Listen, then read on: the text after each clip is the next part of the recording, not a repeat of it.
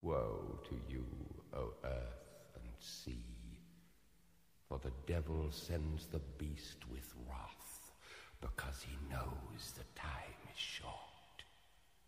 Let him who hath understanding reckon the number of the beast, for it is a human number. Its number is 666. I left alone, my mind was blank. I needed time to think, to get the memories from my mind. What did I see? Can I believe that what I saw that night was real and not just fantasy? Just what I saw in my old dreams were the reflections of my Walkman staring back at me.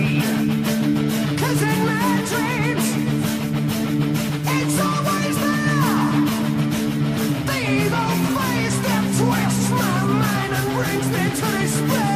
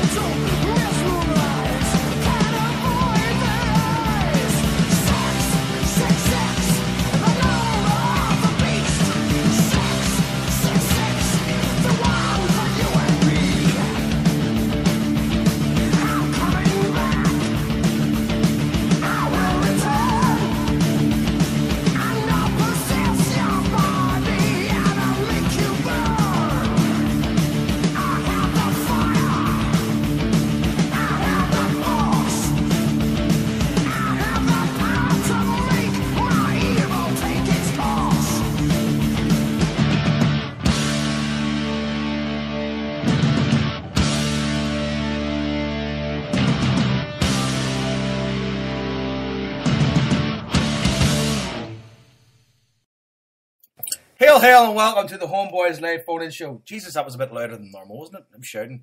It was kind of half a burp. on behalf of me trying to introduce the show. Good evening, folks. Welcome to HailHailMedia.com, Spreaker.com, the HomeBhoys, 123.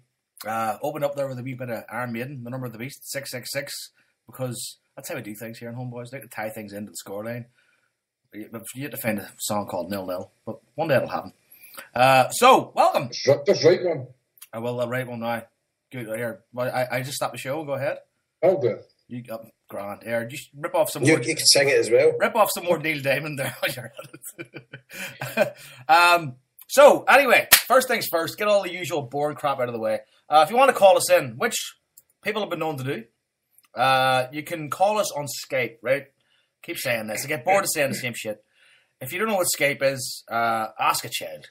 Ask a teenager what Skype is, okay? And they'll fix it for you. It's easy. Get it on your phone, you get it on your computer, add HomeBhoys, we'll accept your request, add you into the conversation, let you sit there for a while we talk shit amongst ourselves, and then if one of us remembers that you're there, you'll come into the conversation. That's generally how it works. Other ways, right? The more terrestrial way to do things is to call I've us... got a number here. You want it? Oh, what? What? I know. Yeah, hold on a second. 0141 Yep.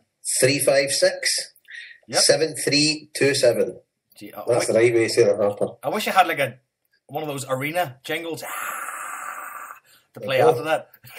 I'm earning my keep tonight. Absolutely, right. That's that fiver you got from Everton.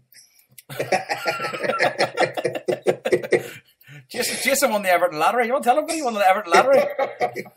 What a fiver. Enough for half a badge.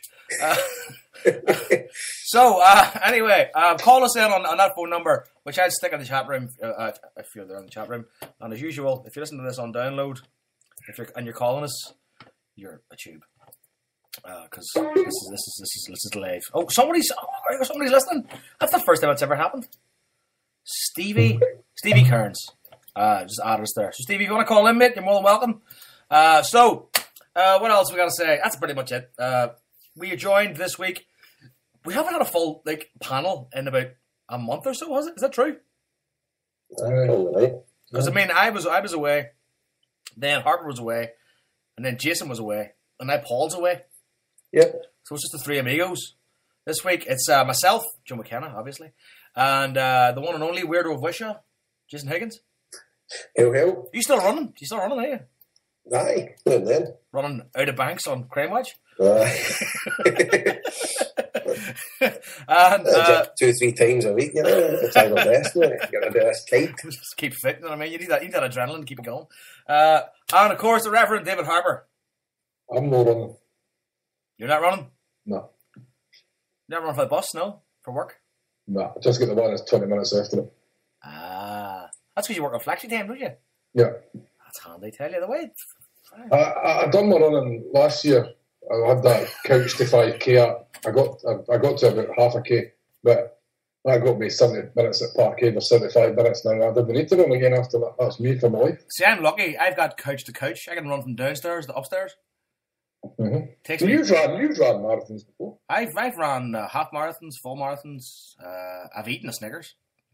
I better believe you have. Got a few of the recently. Yeah, that's why I'm growing a beard to hide the chins. Anyway, let's get down to business. Just because you're copying me. Hold on, Stevie's in Romania listening to us. Meg is not working properly. Call in next time. Stevie. That's a shame. That's shite, anyway. Might be sitting with Dracula, isn't it? One hat. That's the code. Here, apparently I offended everybody in Tasmania last week. Did you? By stating that I didn't think anybody lived in Tasmania. Two of them were gone mad. They had a fist fight, nobody won. Anyway, right. Let's stop being dickheads and get down to talking about the game. Right, now, this is one of those rare moments, right? We haven't got Paul Larkin tonight, so obviously this is going to be an absence of actual facts and skill and talent and memory and, people who were at the game. So, I wasn't at the game. I seen the first half of the game, seen the first 2 goals, and I seen the highlights the other day. Harper, what about you? Oh, sorry, I wasn't listening. I was looking at someone about Huns attacking a granny on Twitter or something. What are you saying there? Don't try and like you evade the question. What about you? Did you see the game? I had a breaking story. Celtic servant, police forced to stop traffic due to Union Bears rampaging. Fuckers intimidating a granny in her car, walking it, and there was a picture. You can't even see that. So, Really? I say it again. Did you see the game? Was that the game? You were at the game. Fair enough. So we'll defer to you for all information. Jason, yourself? I made it to the Merchant City. I'm not going to lie. No, I didn't go. Joe, you being the closest in proximity to Celtic Park, I think you need to explain yourself to the people. No, I'm got the train in, and I was just. I was out with my two brothers, so I don't get much chance to. I don't get much chance to spend some family time with the boys, so I ended up just sitting in the pub. So what do you do? That's bullshit. I was with you and your brother. That's the best game. That's the best game of the season. I'm sitting there with two bottles for half time. I just there's no just having this other one. Two waffles in one cup. So I feel like I've missed mass. You know what I mean? It's a bit of the guilt complex and that. But what do you do? You know? Anyway. A 6-0. Seen the highlights. A 6-0 doing of Inverness, which in fairness could have been 12 or 13. Yeah. I mean, just non-stop. Every time we went forward. Sorry, I'm just eating chicken here at the same time as doing the show. Every time we went forward, it just looked like there was a goal coming. I mean, but for your man Brill, in fairness was actually brilliant. See what I did there? Brill and brilliant? No? Fuck it. He was good. I mean, but for him, it could have been double figures. Right. I mean, but again, I don't think Inverness played that terribly bad. I thought, they had some good play, but they just couldn't handle what was coming at them. You know, I thought Lee Grievous had a great game. Chris Commons probably got them better. I thought Stokes was fantastic, and I like the fact that Commons handed off the penalty to him for his hat trick. I think Commons kind of knew he was going to win that award anyway. He's going I don't need any more goals at this point. I'm going to win the awards. But in fairness, the crowd was sparse. Now, whether that's because it's the end of the season, that's why this crowd was sparse. Jason wasn't there.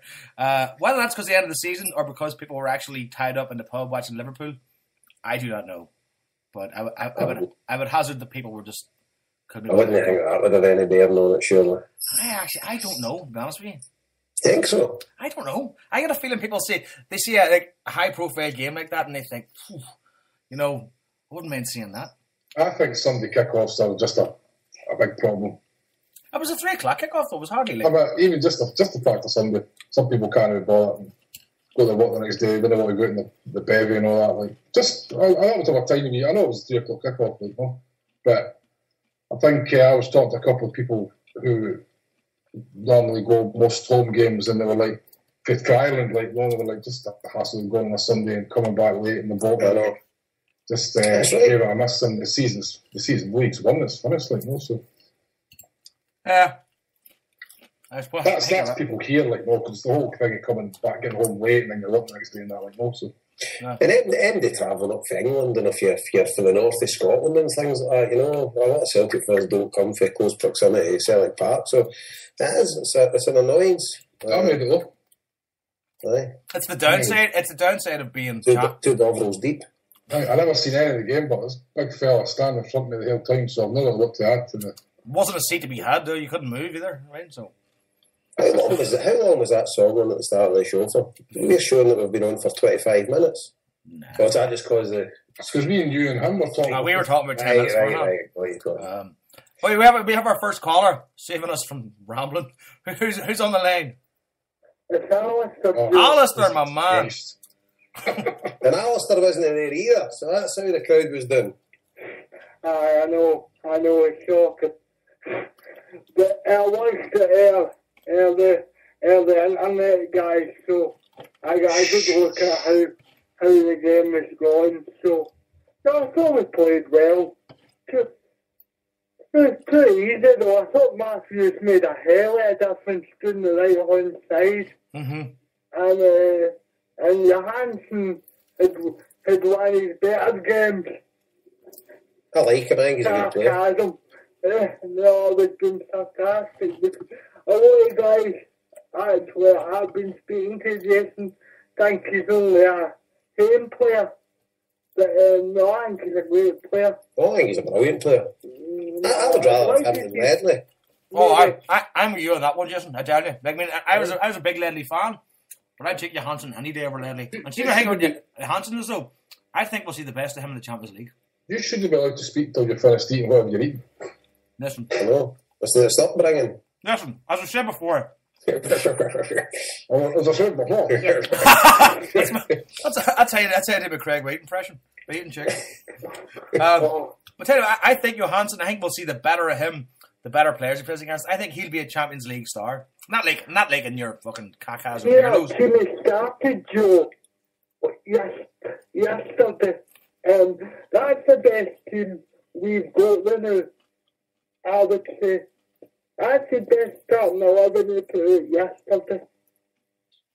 What was the starting 11? Foster, Matthews, Azagiri, Johansson, Ambrose, Van Dijk, Scott Brown, Charlie Mulgrew, Tony Stokes, Commons and Griffiths. So I think you're probably right, Alistair. You are, well, you could argue Beaton because he played well before they got injured, but no, I don't think he'll be kicking the proverbial ass. That'll be... You could maybe argue Lustig. I was just going to say that, yeah. Lustig and one for Matthews. So probably I would maybe have Lustig in my starting 11 for the best. But you're not kicking arse off it, to be honest with you, No. But can I just say, guys, before I finish up, I thought that banner, and you know I like the Queen Brigade, but I thought it was some bad taste. We're already there then, are we? Oh, Jesus, I was waiting for that to happen. We had a discussion about... fair play to you, Alistair, because I didn't really want to bring it up because we had a private discussion on our forum, our private message forum, me and Harper. Forum, Facebook. Basically, we texted each other, right? More or less. It sounds better when you say forum, though. Fairness, right? And Jason pointed out first because I didn't see it because I was watching, a questionable stream, shall we say? And I didn't see it, and I got a picture of it sent through, and I found it incredibly odd. Not even crass, just odd. I mean, why go out of your way to vilify a guy who's already been vilified? And why make it clear? By the way, let's get something straight here. Why go out your way to vilify somebody that's been found guilty by the Daily Record? That's what I was just getting to him saying. I mean, clearly, this guy's been tried and found, right? Listen, I haven't really spoke about this. I mean, you've spoken about it, Jason. Harper spoke about it. See what he did, right? See that whole Hearts Are Going Bust. Personally, I think... Exactly. I've got no problem with that. I think he's got every... Listen, we all know Lee Griffiths is a Hibs fan, right? He's clear, and he came out and said it, and I respect that about him. But see when he was out on that pitch, he busts his balls for Celtic, and that's all I care about, right? But see this whole Rudy Scotch as a refugee song, right? One, I know loads of Celtic fans that have had worse songs and sang worse songs. The Nacho Novo songs, one in particular, right? Hope You Die in Your Sleep, Nacho Novo. That's fucking disgusting. Not that I'm a Nacho Novo fan, but for fuck's sake. I mean, man's got a family, he's a human being, right? Also, right, Derek Reardon did exactly the same thing when he played for Hibs, right? There's a video on YouTube of him standing pasted of his mind in a pub, singing the song, drunk as fuck, slurring his words, right? And you can hear it, and it's literally a close-up of him. I recall no outcry whatsoever when that happened. And I'm not trying to justify what Lee Griffiths may or may not have done, right? What I'm saying is, why all of a sudden is this guy the second coming of Hitler? Because there's a grainy video of him online in a pub with people singing that song. I think somebody should go back in time and kill Lee Griffiths as a baby, like, to stop all this from happening. Guys, can I tell you something? See, first of all, Alistair, sorry. So, Alistair, you go. Like, no, I'm just saying, I think we should read out what the banner says, if anybody's been living in the moon. So, it's a Willie Maley quote. So, It's a man must be a Celt on and off the field, otherwise he is of no value to this club. Right, so, for a kick-off, how many of the Celtic first team are Celtic supporters? So it's quite hard to be a Celt off the park if you weren't brought up one. Yeah. You know, and the thing is, I get what they're meaning, and the thing is, what Lee Griffiths done was wrong. Nobody's condoning it. But should the guy get shot for it? No. I think he's just a bit uneducated. You know, Oh, yeah, I totally agree with you. and I think Neil Lennon's done the right thing. I know Neil Lennon says we don't stand for anything. We should be stand for racism. But I don't think Lee Griffiths is a racist. I just think he's a bit thick. Exactly. Listen, we all know, right? We've all grown up supporting Celtic and being involved in football culture. We all know at a young age how easy it can be to be coerced, not even coerced, but just mentally find yourself doing something by association. Joe, that's different if you're a fan. But, and I know he was there as a fan, but in this day and age, you've got to realise that everything you've done is filmed. Well, then again, that's where it comes in that he's not that smart, because he obviously doesn't I know know. that shit. I agree with you. But Right. I don't think the analogies get made about the Celtic fans of some listen to it. That's nothing to do with it. He's a representative of the club when he's doing stuff. And I completely agree with you about the banner, though, right? There's a level of hypocrisy there. Totally. Because I mean, should the wider Celtic sport hold up banners about things they're not happy about what the Green Brigade's done that haven't been within the Celtic way, if you like? That's true. And there's plenty of examples of that. I've backed the Green Brigade on just about everything they've done, and I still think they've got a right, obviously, to hold up banners saying it's wrong. But I can tell you right now, I thought this was one of the worst things they've done. It struck me as being very self-righteous. It's tantamount to bullying a Celtic player. I took it as, which because obviously it's directed at him. Let's not beat about the bush. And I found it tantamount to bullying a player playing for Celtic, someone that Celtic's definitely already dealt with in-house. So I don't think there was any need for the Green Brigade to fan those flames and bring it back up when it was starting to die down. And it had already kind of died down, so I just didn't understand the reason. But I get the fact that they're heavily involved in anti-racism stuff and they've done a lot of work helping refugees in Glasgow and stuff like that, right? I understand that. And I obviously get where they're coming from, right? But I just think it was completely the wrong way to go about it. It was, Joe, as you say, for a group that have been vilified plenty in the Red Tops, so they should kind of know better. Like, no, as you say, Jason, guilty without any evidence. See another thing. I don't know how you all feel about this, but I kind of don't like anybody attacking one of our own, I agree with you, and especially in 100%. public. Right. And especially in public, do you know what I mean? Because that's kind of an attack on us all. They're attacking a Celtic player, you know, and he's done wrong. But at the end of the day, we need to help him, and I think Celtic need to educate the boy, because the boy's obviously not the sharpest tool in the box. That's the thing that annoyed me the most, Jason. Right? See, when it came out and Neil Lennon said, "We'll help this guy and we'll educate him," which I thought was the proper approach, right? Yeah, absolutely. Immediately people were going, "Oh, he's the victim now." No, he's not the victim. He's just a bit fucking daft. Aye. I thought Lennon showed a bit of class at the press conference when he said, "Look, he done wrong, right? But we need to educate him. He's a player."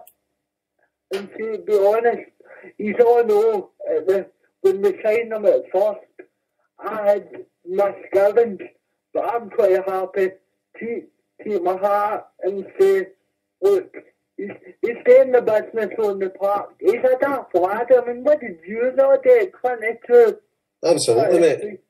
You know, and see the thing is, now is everybody going to be watching the Green Brigade for any... See the Green Brigade, any of them, I wonder if the 80 members or whatever in the Green Brigade, did they ever send each other a wee dodgy text every now and then with a joke in it that's maybe no politically correct? Or are they all whiter than white?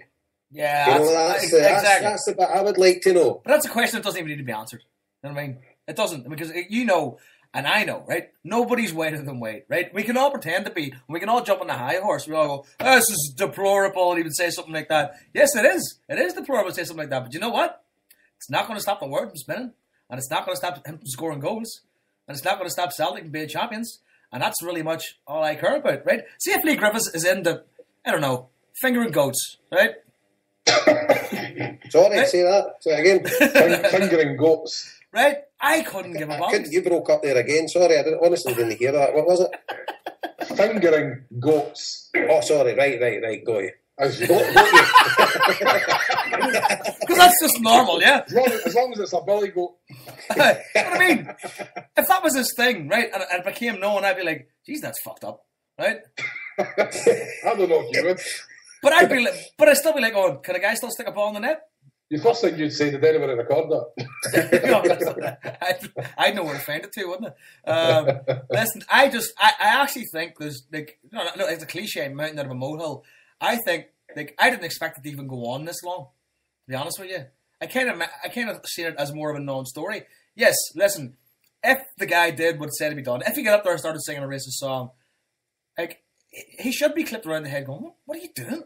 We're not condoning anything here. No, we're not condoning anything. We're just saying that the perma rage and the high horse and the moral. Oh my God, I can't believe we did that. All that stuff is guff. Because it's the classic thing, people grabbing someone because the people who didn't want them here in the first place are grabbing these things and rubbing their hands with glee. We'll tell you this now, right? Do you remember the time John Hartson and Stephen Craney, right, were on stage at some Celtic do and accused of Stephen Pearson, sorry, you're right, sorry, and accused of singing like IRA slogans in between the fields of Athenry, right? I don't remember anybody getting on a high horse about that. I really don't. Yeah, right, you know what I mean? So all of a sudden, I mean, like, and I'm not trying to separate both issues and say, like, you know, well, being racist is the same as being a supporter of the IRA. I'm not saying that. I'm saying, but if you're going to go, well, Lee Griffiths did wrong here, well, you've got to balance that out by saying, well, that's wrong. If you want to be the moral high ground, you've got to be extremely well balanced, and you've got to watch exactly what you do, which I don't think anybody does. Right? I don't think any one of us does that. Yes, we all live our lives to a certain standard, right? But none of us are perfect, right? So I think having a banner like that and pointing at Lee Griffiths, and to be honest with you, I'm surprised Lee Griffiths didn't even go to that corner when he scored and just give him the finger. Aye, because that's what I did. That's what I'd done. Exactly. You know what I mean? But just to reiterate, we're not condoning anything. No, what he done was wrong. Nobody's backing Lee Griffiths in this. Nobody's saying what he done was right. But the action is just, it's incredible. See this pontificating and this moral compass the Green Brigade have found, you know, it's not on. Well, tell you what now, Graham Wilson's on the chat room, right? And he made a good point here. Willie Maley also said that the only thing that matters is what a player does on the park. And that's the quote that was on the back of his jersey a couple of seasons ago. Celtic Park, where a man is judged by his football alone.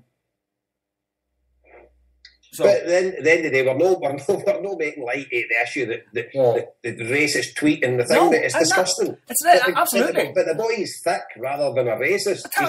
He's just a bit dense. Jason, I was in a music workshop the week before last, with a crowd of maybe 13, 14-year-old Serbian asylum seekers, right?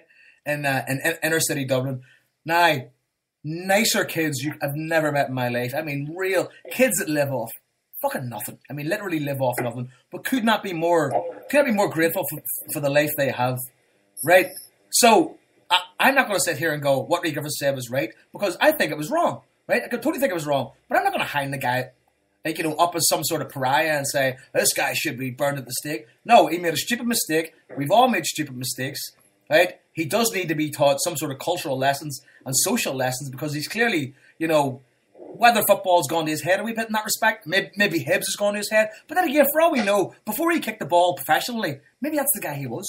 But listen, do you not think, right, Celtic's obviously dealt with this in-house, as it should be. Exactly. Right? So what it comes down to for me now is, right, Lee Griffiths has been given the, I don't know, benefit of the doubt's the right word by the club, right? But he's obviously had a good talk to, obviously been told to toe the line. You're at Celtic now. Everything you do is magnified. You've got to realise that the sort of predicament you were in, even when you came to the club, people were definitely watching you for you to slip up. So you've got to box a bit cleverer. So I think now what we'll see is how Lee Griffiths reacts to it for now going forward, right? Because if he does anything again, it's just completely stupid. He will be out the door, and I would find that. I would agree with that. But absolutely. I would advocate him being out the door. Let me finish. That's what I'm thinking. People need to just sit back and see how Celtic's dealt with it, and let's see what happens from now on. And I think everyone else would be, if anything else happens, well, he's obviously not listening, he's not learning, so he's got to go, right? But they talk about those two incidents as if they were separated by a week apart that they happened. The record was very clever on the Sunday Mail and releasing them a week apart. So it gives the two different sort of stories. Oh, he done that bit. And he's in the papers again the following week. But really, both incidents where it happened within 5 minutes each other. Do you know what I mean? The Hearts I'm talking about the Hearts are going bust. We start one week, and they were very clever, keep another one to the following week, so then it has the double impact then, right? And for people to see that, I just find quite astonishing, to be honest with you. Here, couple of good points, couple of different points Kralski's made here in the chat room, saying, how many times does he get away with it? As Kralski said, making a stupid mistake. Maybe he's got a massive IQ and he is a racist. And is this a final warning? Is it a final warning? I think you only really need one fucking warning, to be honest with you. That's definitely a final warning. Definitely. And with them, they like to put money on that Lee Griffiths has got a massive IQ and he's in Mensa. No, I think you get quite long odds in the bookies there. See if he was, he wouldn't support Hibs. Listen, guys, I'm going to go. Just I would like to ask Harper, would he add me on Facebook? I've been hanging with him for ages. And I would just like to say to Jason, I hope you enjoyed the Liverpool Chelsea game yesterday. All right, boys. See you later. Alistair, mate, take it easy, right? All right, mate. What is part? We'll see you later. Hail, hail. Hail, hail, mate. Yeah, the Lee Griffiths thing. We get to sit here and talk about it all night, but I really don't want to, because I'd rather just watch the guy play football. Did the Green Brigade cheer his goal? God knows. I don't know. I didn't see that. If he puts one in the back of the net to win as a UEFA Cup or something, I wonder if they'll still stand there and no cheer. I doubt that. Football fans have been hypocritical, shocker. That should be the headline. Makes sense. Aye, let's move on. Right, move on. The next thing I want to talk about is Johan Mjällby leaving. Yep. By the way, can I just say something else? Obviously, it's a Celtic show and stuff like that, and I take it if anybody's got any updates in the under-17s Cup final at Celtic Park, gives a wee shout. Oh yeah, I think it was 0-0 at half time. It was the last Celtic against Sevco.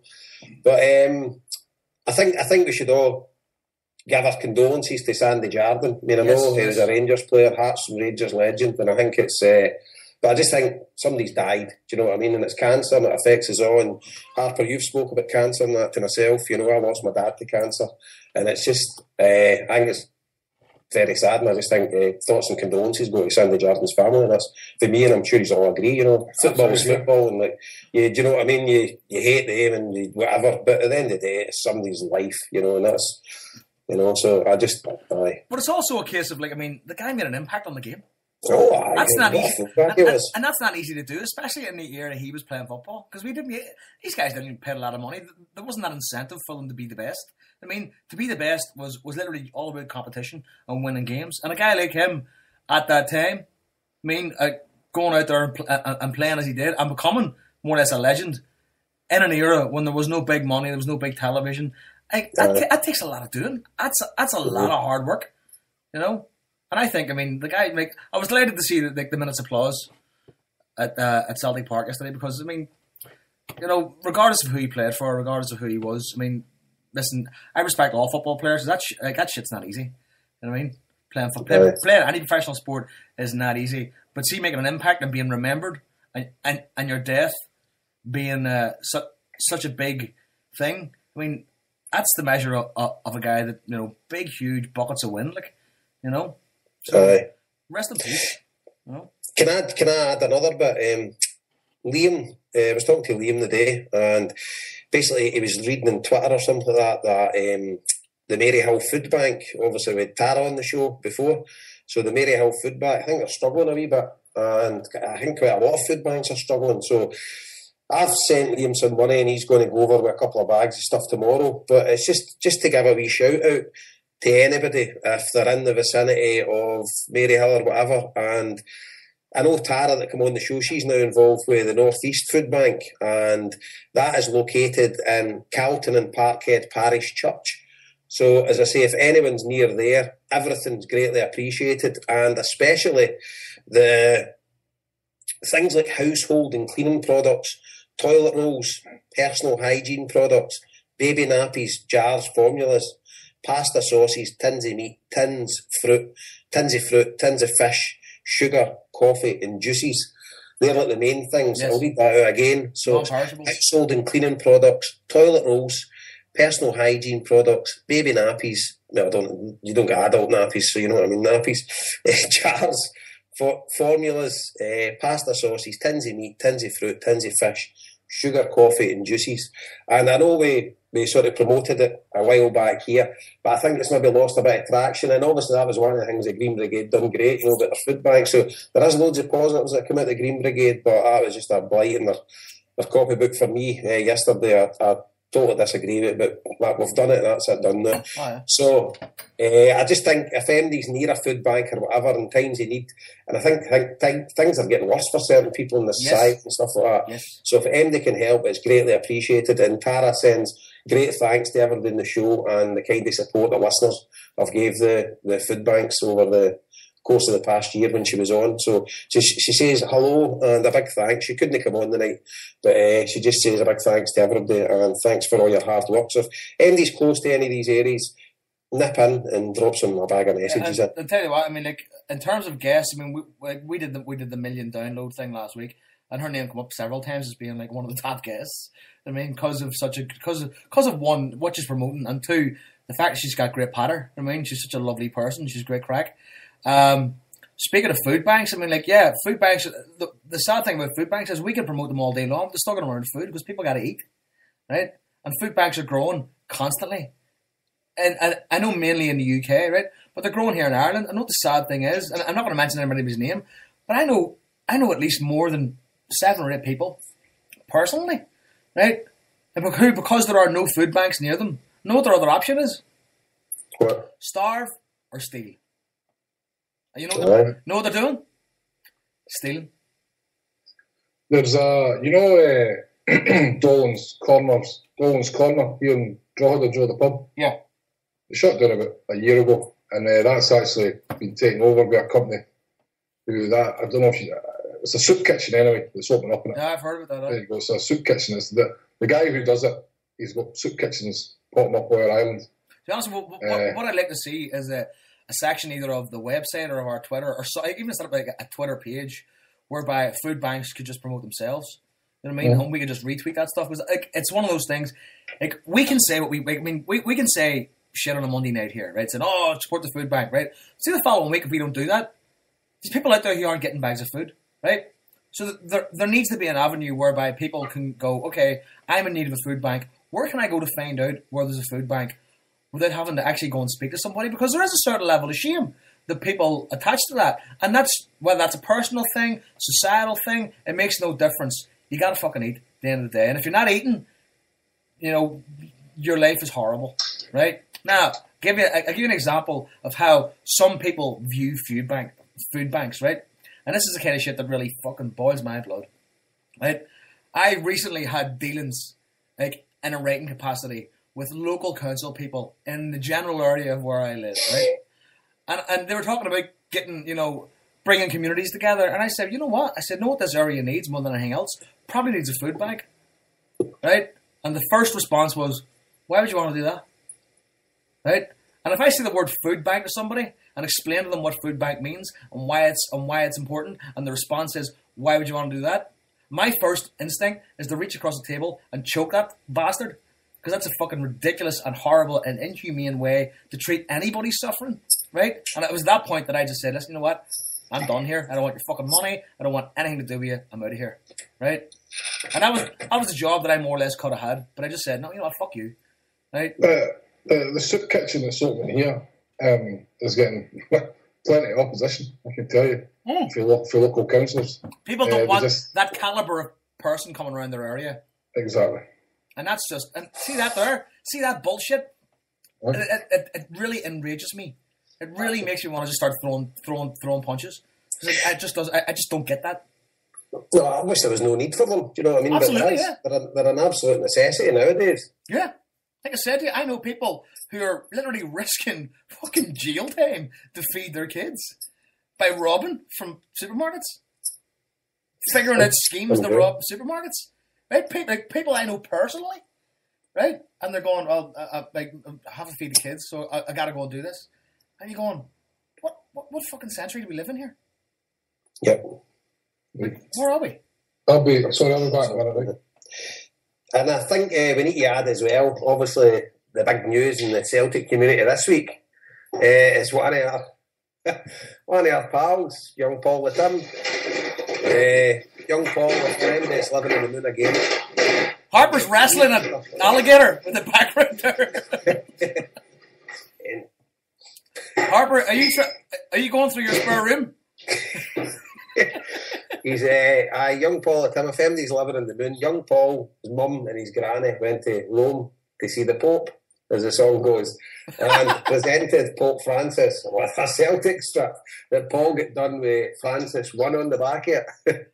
And absolutely brilliant. So I done a wee interview with Paul on Saturday. So we'll play it during the show or at the end of the show, but you'll get to hear it during this episode. It's brilliant. The wee man's great, and I won't ruin it, so you can. Do you want to play it now? You could if you want, but that way we can all listen to it. Like, aye, go on then.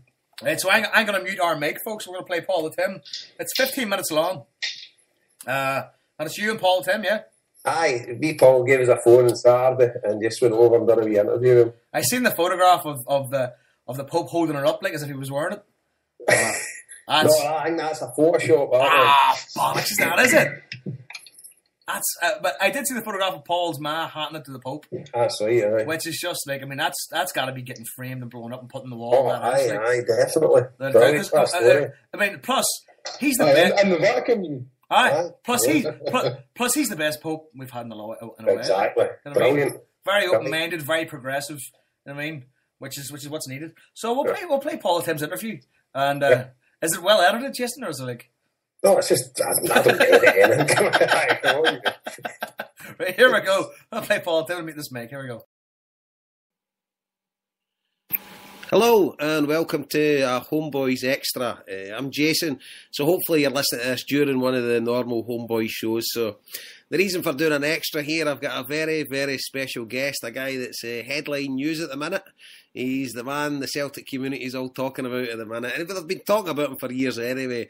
But especially this week, after his mum got an audience with Pope Francis himself and handed over the blessed Celtic shirt to the Pope with Francis 1 in the back. So it's none other than Linwood's favourite son, Paul the Tim. You there, Paul? Yeah, I'm here, Jason. How are you getting on? I'm doing good, wee man. I'm doing good. So, big week for you, mate. You're in the headline news today. Well, it's hectic. So a family's been living in a cave and they've not got Twitter or not got Facebook and they don't know any other Celtic supporters there. You wouldn't be listening to this show. But Paul, over the course of last week, Paul's mum and his gran were over to Rome. And Paul, in his wisdom, before they went, he went and bought a Celtic shirt and he got Pope Francis 1 put in the back of it and he gave it to his mum and his plan was for his mum to give it to the Pope.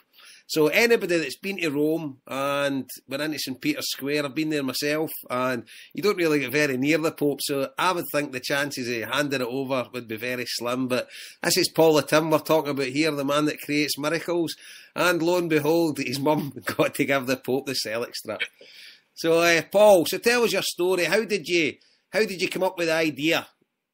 I was out with dinner with Parliament Jim Ward, and I was saying to him and Charlie McGinley, and I was saying to them, my mum and Graham are going to Rome, and they said to me, why don't you get a Celtic top for a laugh and see you can give it to the Pope? And then we went up the Celtic shop, got it done. My mum thought I was off my fucking rocket. We'll get it done, but we got it done in the Celtic shop, and we got Pope Francis won it back, so she took it over. But I never actually thought in my wildest dreams that it should get handed to the Pope. It just luck how it happened. So tell us, where is your mum home now? I take it. Yeah, she's home. She's home Thursday. Right. So tell me, right, how did she get meeting the Pope? Where were they sitting, and how did it come about? Did the Pope just by chance just walk past them or something? No, it was raining on Wednesday morning, and and she wheeled my grand into the wheelchair bit in St Peter Square. Right. So I said to them, "You're getting in a room to watch the papal audience." And some Swiss guy came over to him and said, "You're going to get a papal blessing off the Pope." And my grandma was like, "No chance." She thought the guy was at it. Brilliant. And in this room, and the Pope came out, and it must have known about 100 folk in the room. So my gran seen other folk giving them presents. So my gran said to my mum, we just giving myself to the top then. Oh, amazing. And so did they say anything when they gave him it? He thought the top was to be blessed. But my mum said to him, "No, it's a present for you." He went like, "Oh, thank you." He's looking at a label. See what it was. Because he's a big football fan. He's a big San Lorenzo fan in Argentina, isn't he? Yeah, my mum said he kind of laughed. He laughed, and I think he knew what it was anyway. Aye, you just know he'll be making his dinner in the Vatican the night, cutting about with the Celtic strap on, won't he? It'll be good, Jason. It was. Magic, man! What a story! So see the photographs that you've got, were they took by Vatican photographers? Yeah. I got them from a website. Some boy sent the link on Facebook. The Italian website. Right. Brilliant. Got them off that. Well, you'll need to get them framed, mate. They're a thing to keep for the rest of your life. I'm getting them sent out. I bought them last night and off the website, so I'm getting them sent out. I'm going to get framed. Oh, absolutely brilliant. You should try and get one into Celtic Park as well. I will. I know. Oh, brilliant, mate. I'm absolutely delighted for you. You know, because you took a bit of abuse over this, didn't you? Because when you put it on some of the websites, you told people you were going to give this to the Pope. A lot of people mocked you and tried to take the mickey and stuff like that, but you've proved them wrong again, mate. I've read the photo bonkers. You're bonkers. I know.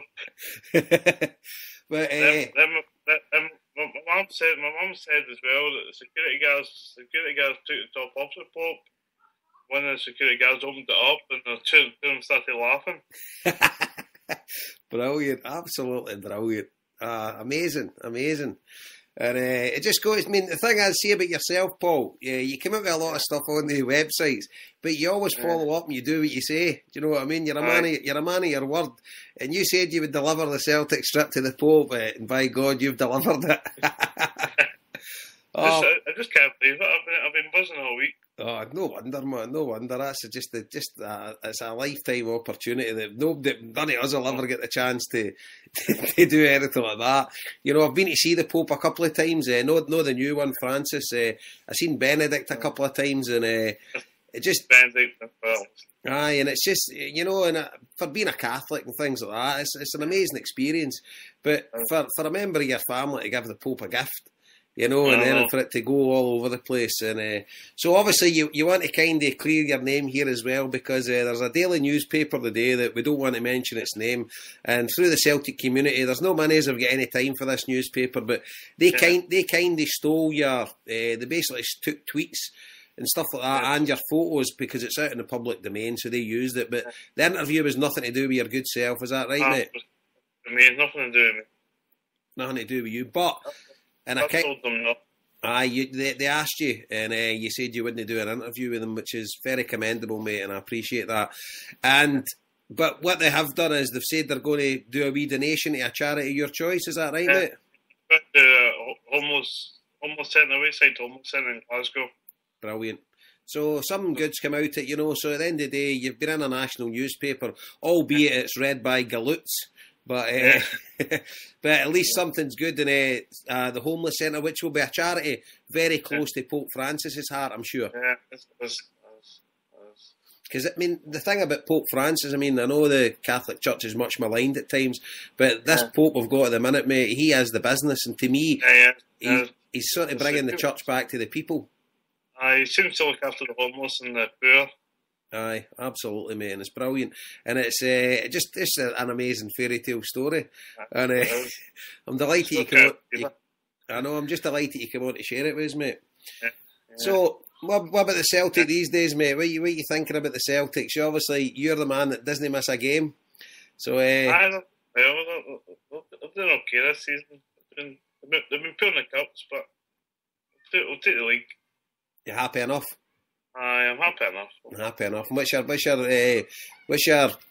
you looking for next season? So, what's your target for Celtic next season? I like them to get a treble. You like a treble? What about the Champions League? I think just make the stages, especially when you play free qualifiers. Aye. I think anything else is a bonus, doesn't it? Aye, I would kind of agree, mate. I mean, at the end of the day, if somebody put a gun to my head and says, pick two things for next season, you take the league and I would take Champions League qualification all day long. I would have a repeat of this season, you know, and it's I know Lenny was in for a bit of stick for no winning the two cups, but at the end of the day, it is a cup competition. Aberdeen, I think he got his tactics wrong and stuff like that. Didn't he play Griffiths for the start? But at the end of the day, hindsight's a great thing, you know, and we're all miracle workers, you know, after the event. But it's obviously a bit disappointing we're not going to Hampden, and but it's my wee boy's first communion that day, so that would have been my first cup final I'd missed. So I know, but I'm still gutted we're not in the final. But aye, so which that's why it's Celtic Park. I know. I know. We'll probably maybe never get another chance to witness a cup final at Celtic Park, but there you go. So, what do you think with the signings and stuff like that? Do you think Big Virgil will still be there next season? Hopefully. I think he'll get another crack at the Champions League and go next summer. Aye. You would like to think so. You would like to hope so. I don't know the big keeper. I think he'll be away in the summer. You think Big Foster? Aye, because if he goes to the World Cup, aye, you're right, mate. You're right. So who are you shouting on in the World Cup? I'll shout for Argentina and Honduras. Argentina. Aye. I know. Aye. Okay. Well, as a game, he's come right back onto a game now, and I think he loves it at Celtic. What do you think? That's right. He's one of the people who love the fans. They'll do anything for you. I know. And I think hopefully he'll be there for the long term. You know, hopefully. Aye, and he'll be there to push him back now. Hopefully, mate. What about Lenny? Do you think Lenny will be there next season? I think so. I think he will. I'm hoping he'll be there for 10 in a row. I would like to think so, mate. I would like to think so. And what about the carry on across the park at the dark side? What do you think of that? You raising a wee smile at that now? It's good. It's a good laugh. It's just a comedy show, isn't it? It is. Every time you read that, but something different. You couldn't follow it with radar, could you? Know? No. I know. So the reason we've got you on to do a wee recording here as well is Monday night. I asked you to come on the HomeBhoys show, but you couldn't come on Monday night if we were doing a show. I'm not sure there's one guaranteed. So what are you up to on Monday night? I'm off to Youth Cup final. Glasgow Cup final. Youth Cup final at Celtic Park against the dark side. Against the Sevco. Against the Sevco, mate. Yep. And do you fancy us for a victory? I fancy us. We can beat the last game, but the goalkeeper was poor that night. But I think they'll do well. Aye. And you go to a lot of the youth games now, don't you? Yeah. Aye. So you've branched out. You never miss a home game, home or away. Sorry, you never miss a first team game, home and away, and youth games as well. Do you go to any of the youth away games? I go to most of them. You go to most of them? Apart from Ross County and Aberdeen. Aye. There you go, mate. Happy days. You're a diehard. So, what 3 Champions League qualifiers? You'll be the 3 of them, I take it? Hopefully. So tell us the $1 million question that people keep asking you. How do you get the time off your work? The man does a good time. It must be. Do you use holidays for anything else apart from going to watch Celtic? No, Jason. Oh, brilliant! Don't get me wrong. When I was your age, I was kind of I wasn't as bad as you, but I was kind of the same myself. Pre-season tours, every game in Europe and stuff like that. You know, I loved it. But now married with a family and things like that, different priorities. I try to get to as many as I can. I see the odd away game when I make the away games and the odd European trip, but I don't get to as many as I would like to, but still, 10 out of 10 for your passion, mate, and your commitment. Because I remember when you done the post when we drew Shakhtar Karagandhi, and you put a post up and you says, how do you get to Kazakhstan? And folk were mocking you, but you made it. I made it alright. It was a bit of worry because the visa, because I booked up, I think I never had to get a visa. that bastard that was. So how many flights did you have to get? How many flights? How many flights did you have to get there? I got one for London to Moscow, then Moscow to Astana. Right. Astana. All right, so 3 flights down to London, then London to Moscow. And were you just flying out yourself? No, I met a couple of boys in London. Right, so it was 3s. 3s, aye. Aye. So how many Celtic fans were there? Was there some like 12 or something? I think it was about 15. 15. Some of them had came from Russia, but didn't they? 15 travelled for the UK. Oh, 15 for the UK, right. Aye. There you go, mate. There you go. So, brilliant. And I'm delighted for you, wee man. I'm delighted for your story. Your story's got out there and it's putting everything in a positive light. So much bad news about it now, wee man. And you've just brightened up everybody's week. And you're the only... Do you know, I got a text from a mate in Belfast today. And he texted me a photo of the Pope like, holding up it was obviously a Photoshop. Aye, it's a Photoshop. Or some folk actually think that's real. Aye, so the Pope's got the Celtic shirt. So I actually texted him back, and I texted him back with your photo of your mum handing the strip over. And I says, I know wee Paul. And I says, that's his mammy. And he couldn't believe it. He says, you are joking. He didn't know it was actually, like, he doesn't buy the Sun or anything like that. So he didn't know, and he's not on Twitter, and so he didn't know the Pope actually received the strip. He was thinking somebody had just made it up, and he couldn't believe it. That was a joke. Aye, so absolutely brilliant, mate, absolutely brilliant. So, as I say, Paul, thanks again for coming on and sharing your story with us, wee man. No problem, Jason. Absolute pleasure. Make sure, maybe in a week on Monday or whatever, give HomeBhoys a wee call in, mate. I'll give you a call in, No bother. When the season starts in earnest, you maybe give us a wee call in for Moldova or something like that, wherever you are. Alright, hopefully. All right, Paul. Thanks a lot, mate. Right. You take care. See you Cheers, later. mate. Bye. Bye. There you have it, folks. The legend that is Paul the Tim. I gotta say, right, during that interview, I thought to myself, see if you're a Celtic fan and you're on the internet and the words haven't passed your mouth, you know this guy, Paul the Tim, right? Because he's infamous, like, which is just, I love that about him. You know what I mean? Absolutely love that about him. And I remember, like, when he was going to the Karagandhi, like, going, I don't know if I'd go that far, to be honest with you, to watch Celtic. You know what I mean? But hell of a guy. That's a great story, man. That is a phenomenal story. Fair play to you, Jason. That was good. It was a pleasure interviewing him. He's some man, he just lives and breathes Celtic, wee man. And obviously, because I said to him straight away, come on the show on Monday, I can't hear about Paradise. Obviously, he's at the under-17 game, and Celtics went 1-0 up while we were listening to wee Paul. See what though? Some commitment, like home and away, you say in the interview, but to go to all the youth games as well is unbelievable. Aye, definitely. But I was a die-hard when I was young, but I was never like that, But I love that, though. See, games and anything like that. I remember you used to be able to get to reserve games for free if you had a season ticket. I would have what that was. Do you know what I mean? The thing is, I've spoken to many people like who just don't understand football, don't get it right. And that's fair enough.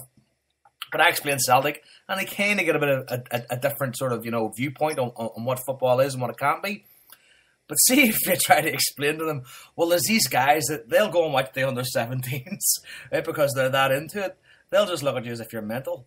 But I love that. I love that people are that passionate about it. I love that someone like Paul the Tim and Tony Cassidy and the likes of those guys that are out there are just doing that, like, because somebody's got to be. How else are we going to know about it? You know what I mean? And it blows my mind, and that's one of the many things that I love knowing about Celtic. That there's guys like Paul the Tim out there. I mean, who will go literally if Celtic played on the moon, Paul the Tim would call Richard Branson. I think I'd just be like, listen, big lad, listen. I'll get you a meeting with the Pope if you get me to the moon. Speaking of, I'm glad you brought up Sevco. Not that we like. In fairness, though, it's been very hard not to talk about Sevco in the past couple of weeks. Right? Given the absolute madness. Many jokes have you had in the last week? Jesus, I don't know. Here, well, tell you what, we'll start off. What's the best ones you've heard? Right, well, there's a song now, We Are Rangers, Super Rangers, no one swipes us, we don't care. And then there's no credit or debit card transactions for the Rangers season tickets, we are the PayPal. I love that one, we are the PayPal, and I creased over laughing. And the club motto is now, I readies. I just see when the credit card thing came out, I was like, you're really in the shit if you can't take credit cards in the 21st century. I mean, what are you dealing in wampum like you're some Native American? Yeah, and it says you can fool some of the people all of the time. You can fool all of the people some of the time, and you can fool we are the people any fucking time you want. That is absolutely brilliant. Oh man. But like, the thing is, I don't even care about the particulars of what's going on over there. I couldn't give a shit. But see hearing stuff like that, they're going, oh, we can't take credit cards. We can only take fucking, post office drafts, fucking bankers checks, and coins. Well, somebody put one up the other day on Facebook, and it was just the Rangers crest, right? And below it said, we welcome the change. And below that was just a pile of change. Just like coins, just coppers and fucking 20s and 10s. Oh, it was hilarious, man.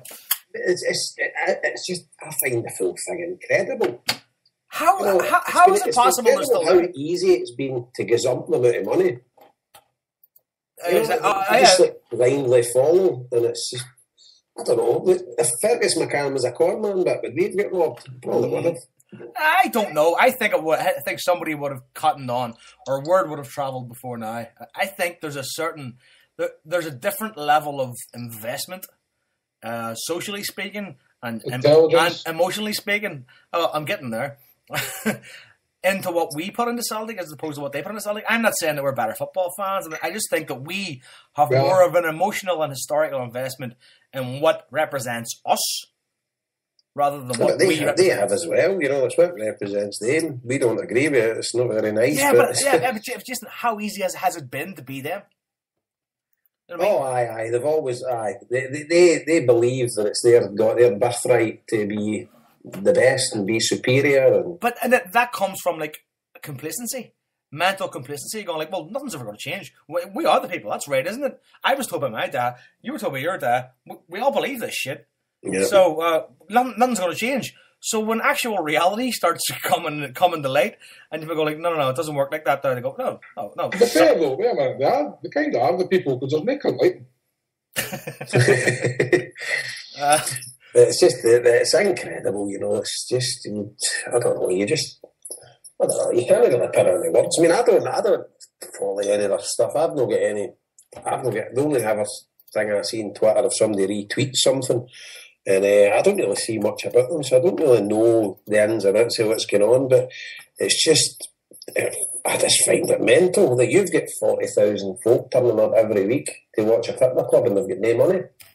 Playing in a division where you're playing against plumbers and painters and stuff like that, and Super Ali's want more, he's want extra transfer budget. You say to yourself, how? Your wage bill's, I don't know, 5 million quid, 10 million quid. I don't know what their wage bill is. Against teams that's got a wage bill of 200 grand. Yeah. And they need to strengthen. You say to yourself, well, no. I mean, they get into the third division. So why don't they just go to the second division and buy the league leaders team for about 50 quid? Because then it wouldn't be Rangers. Well, isn't the Rangers anyway? Exactly. It's just it's hard to fathom. I mean, people looking back over like the archives of football will go, "What the fuck?" I mean, 50 or 60 years from now, or even 100 years from now, like when the game has changed, if we're all still here and this planet isn't as red as Mars, people are going to look back at Rangers and go, "People believe this? People bought this shit? Jesus Christ!" I mean, it's baffling. It is baffling. But part of me does feel bad for common, like, regular Rangers fans, because like I say, like, I've got cousins that married into those families, and like, decent people, nice people, just support Rangers, but they're just done now. But then again, they're part of the people who are intelligent enough to go, I'm not giving these guys money. You know what I mean?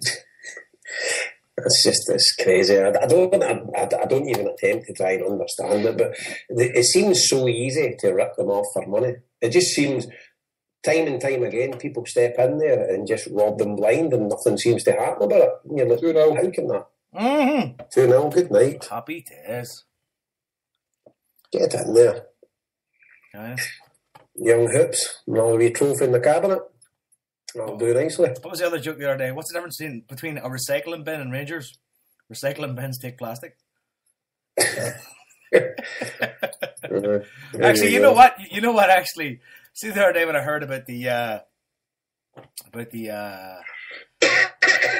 credit card thing. Jesus Christ, Harper. Oh, well done, Harper.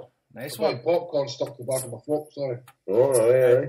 This the first thing that popped into my head, right? I have no idea how old this is, right? But it's the first thing that popped in my head. Anybody remember that one of the first credit cards was knocking around was called Access? Yep. Right? And it had a theme song. Do you remember it? Your flexible friend. Was it the wee credit card that was a cartoon? Yes, but do you remember the song they have that was Does You Does or Does You Don't Take Access? It was their ad, right? Here you go. This is what it is. It's the first thing I thought of. I wanted tickets for tonight, iPhone so I could expedite. It wasn't hard. I just flexed my card. Does you does or does you don't take access?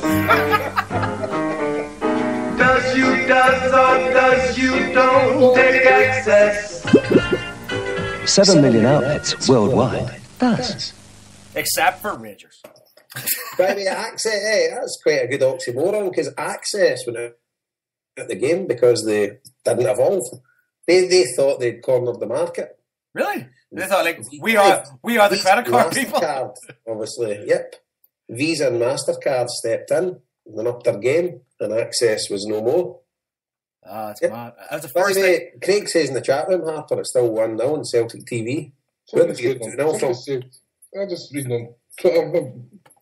2-0, somebody else said 2-0. Billy Boy 88, 58 seconds ago. Somebody else a minute ago said 2-0. Unless it's just a spoof and everybody's jumping on it. I'm still saying 1-0. All right, cool. Yeah, so Craig, keep us updated, mate. So right, so we're done laughing at Seth. NCC Mick, there's another one saying 2-0. Do you want me to tell you a wee bit about my trip to Catalonia? I hear what happened there, like, because obviously you've got friends. I know that, but you couldn't get a ticket for the Everton game, so. But you were staying in the city. You were friends over there, yeah? My mate lives there. My mate Cross McGlenn, he lives there, and he lives a place called Sant Cugat. It's about 25 minutes in the train outside Barca. You just get a train to Plata Catalunya, and it's 25 minutes. So yeah, me and Linda, the kids went over, stayed with Glenn over the Easter holidays. But what I would advocate, if you're ever going to Spain or Catalonia or the Basque Country or whatever, don't go Easter because nothing's opened. Do you know what I mean? Good Friday and stuff like that. Loads of stuff are closed. Don't go looking Easter Sunday as well. Don't go looking for food during like 1 and 3. Because I just have to say this, by the way. Sorry for jumping in, but I mentioned Billy Boy 88 said 2-0. He just tweeted me back and said, Harper, I tweeted that because I heard you said it was 2-0. There you go. So it's probably still 1-0. That was this guy, NCC Mick, who said 2-0. So we've been joined by a caller. Who's there? Hi, hello. It's Sparkle. Sparkle. What's that, man? How's things? Why was sites cancelled tonight? Aye, cancelled, aye, terrible. Aye, my mate booked it. Well, thank you, forgot to book it. He took everybody's money Thursday and then forgot to book it, so it's Thursday. So I thought I'd phone in the night. Paul told me to phone in last week, but I was out of the picture, so for a 1 million download show. But congratulations, brilliant. But I was at the game yesterday. I enjoyed it, even though at the end of the season, our team played really brilliant after Stokesy scored the first, but that was excellent. But Stokes has just been the form player the last 10 games, but in the men's. See, since we signed Griffiths, he's just up to his game, hasn't he? Nah, totally. That flick for the fourth goal yesterday for Griffiths, he's still I was just immense. But just being out of this world. But I can't for him up. But I can't believe Aberdeen took David Dennis in the League Cup final. Honestly. It's really impressive. Just the first time since we won the league against Bristol, we've had the full team at. But also experiment the last few weeks. But he's really, really good in the second half. But I just want to phone up about a piece I've done in the XA standing during the week, just for the site. Mm-hmm. I was going to ask you about that. I read it. It was a really good article, mate. So tell all the listeners about it, about your wee study and that you done. I just been looking at it the last few weeks, really, just for the sort of sites that I've put on the actual blog.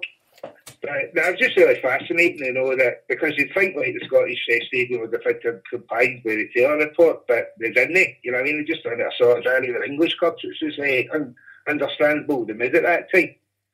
But it's just really, it's been going on behind the scenes, just trying to get up and running, just at Celtic, just with the safe standing since really 2011.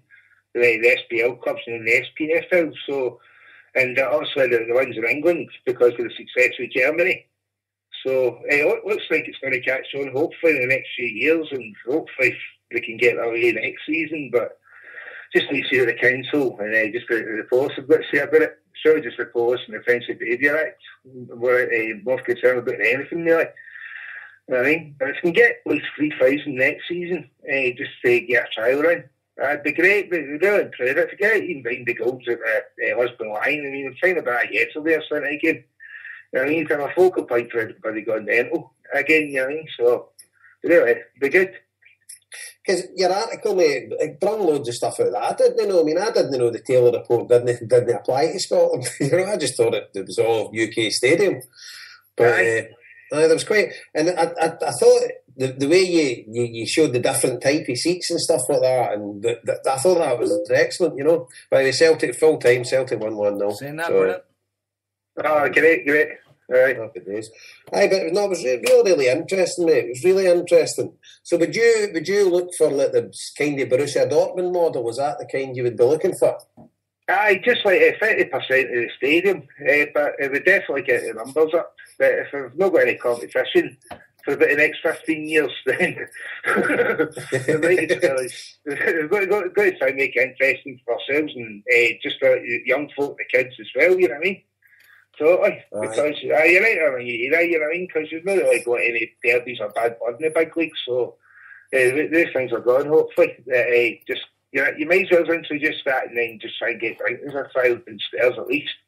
You know what I mean? Just a category C games. But just, brilliant if you get out about 30, just do the free fights or a trial, and then, you know what I mean? Because there is a lot of the stadium that you could fill in, and it would attract players back. Obviously, you could have it to the Champions League, but it would definitely make the match day like 1,000 times better really now, you know? Definitely. So see when you... see if you go into the stadium, can you go and stand where you want, or do you need to stand in a designated area where your ticket tells you to stand? No, just by designated area. So they would just create an area that would be deemed as safe standing. So it would just be like, just like as I was saying there, behind the goals, I actually want to let it go for. But just like in German football, they've got designated areas just all across. But as I was saying, a lot of smaller grounds are like 70%. So there's only about 9,000 seats compared to just 23,000 safe standing. And then like the Allianz is all seat of plastic, but they're safe standing, they just can't stand anyway. And they just encourage it in that safe standing bit. Aye, so basically you go in, and as long as you're behind the goals, you can go and stand anywhere. You've no like you've no got like a seat number or a standing number that you need to go at your end back. You can actually just go anywhere.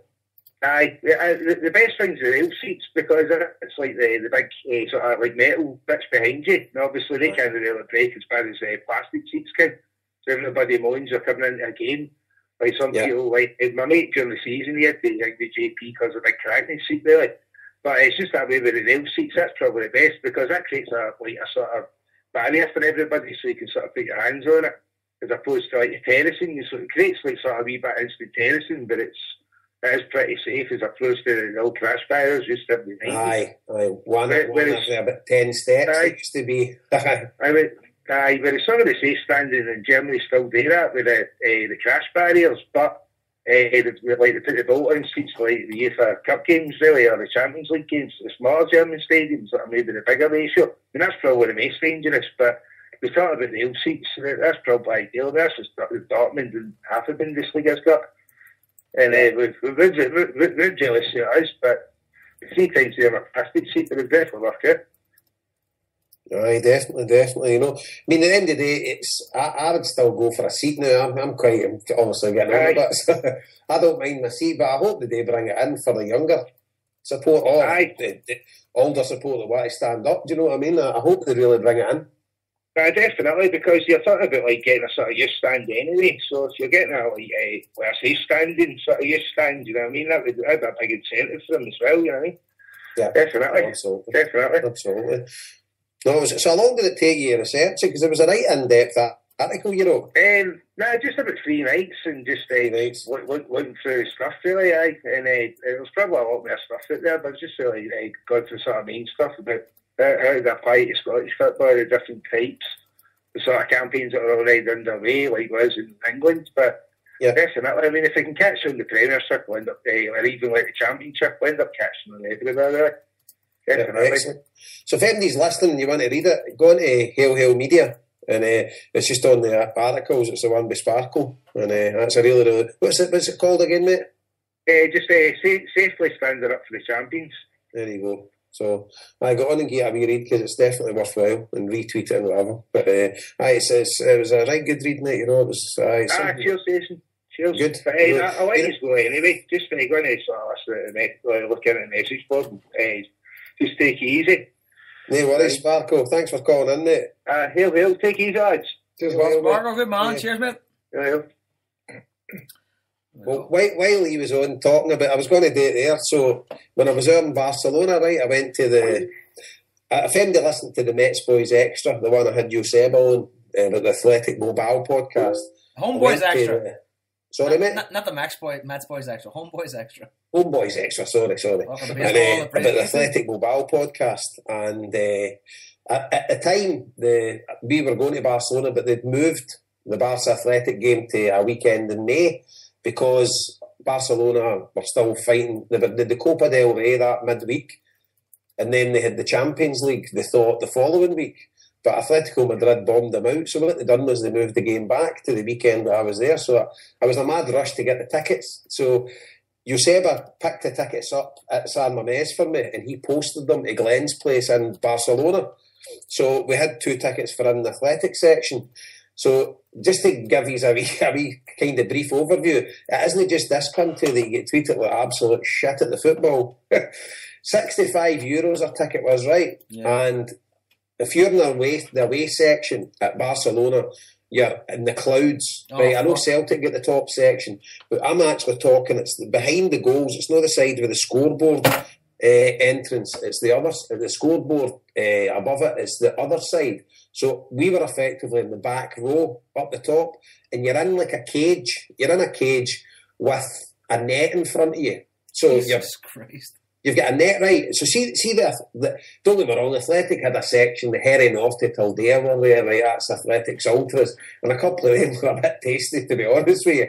But, right, picture the scene, right? We're in a section of 400, so you get in a certain turnstile, you get searched when you go in, and then you go up and you've got riot police all standing with masks on and all that, right, when you get into the section.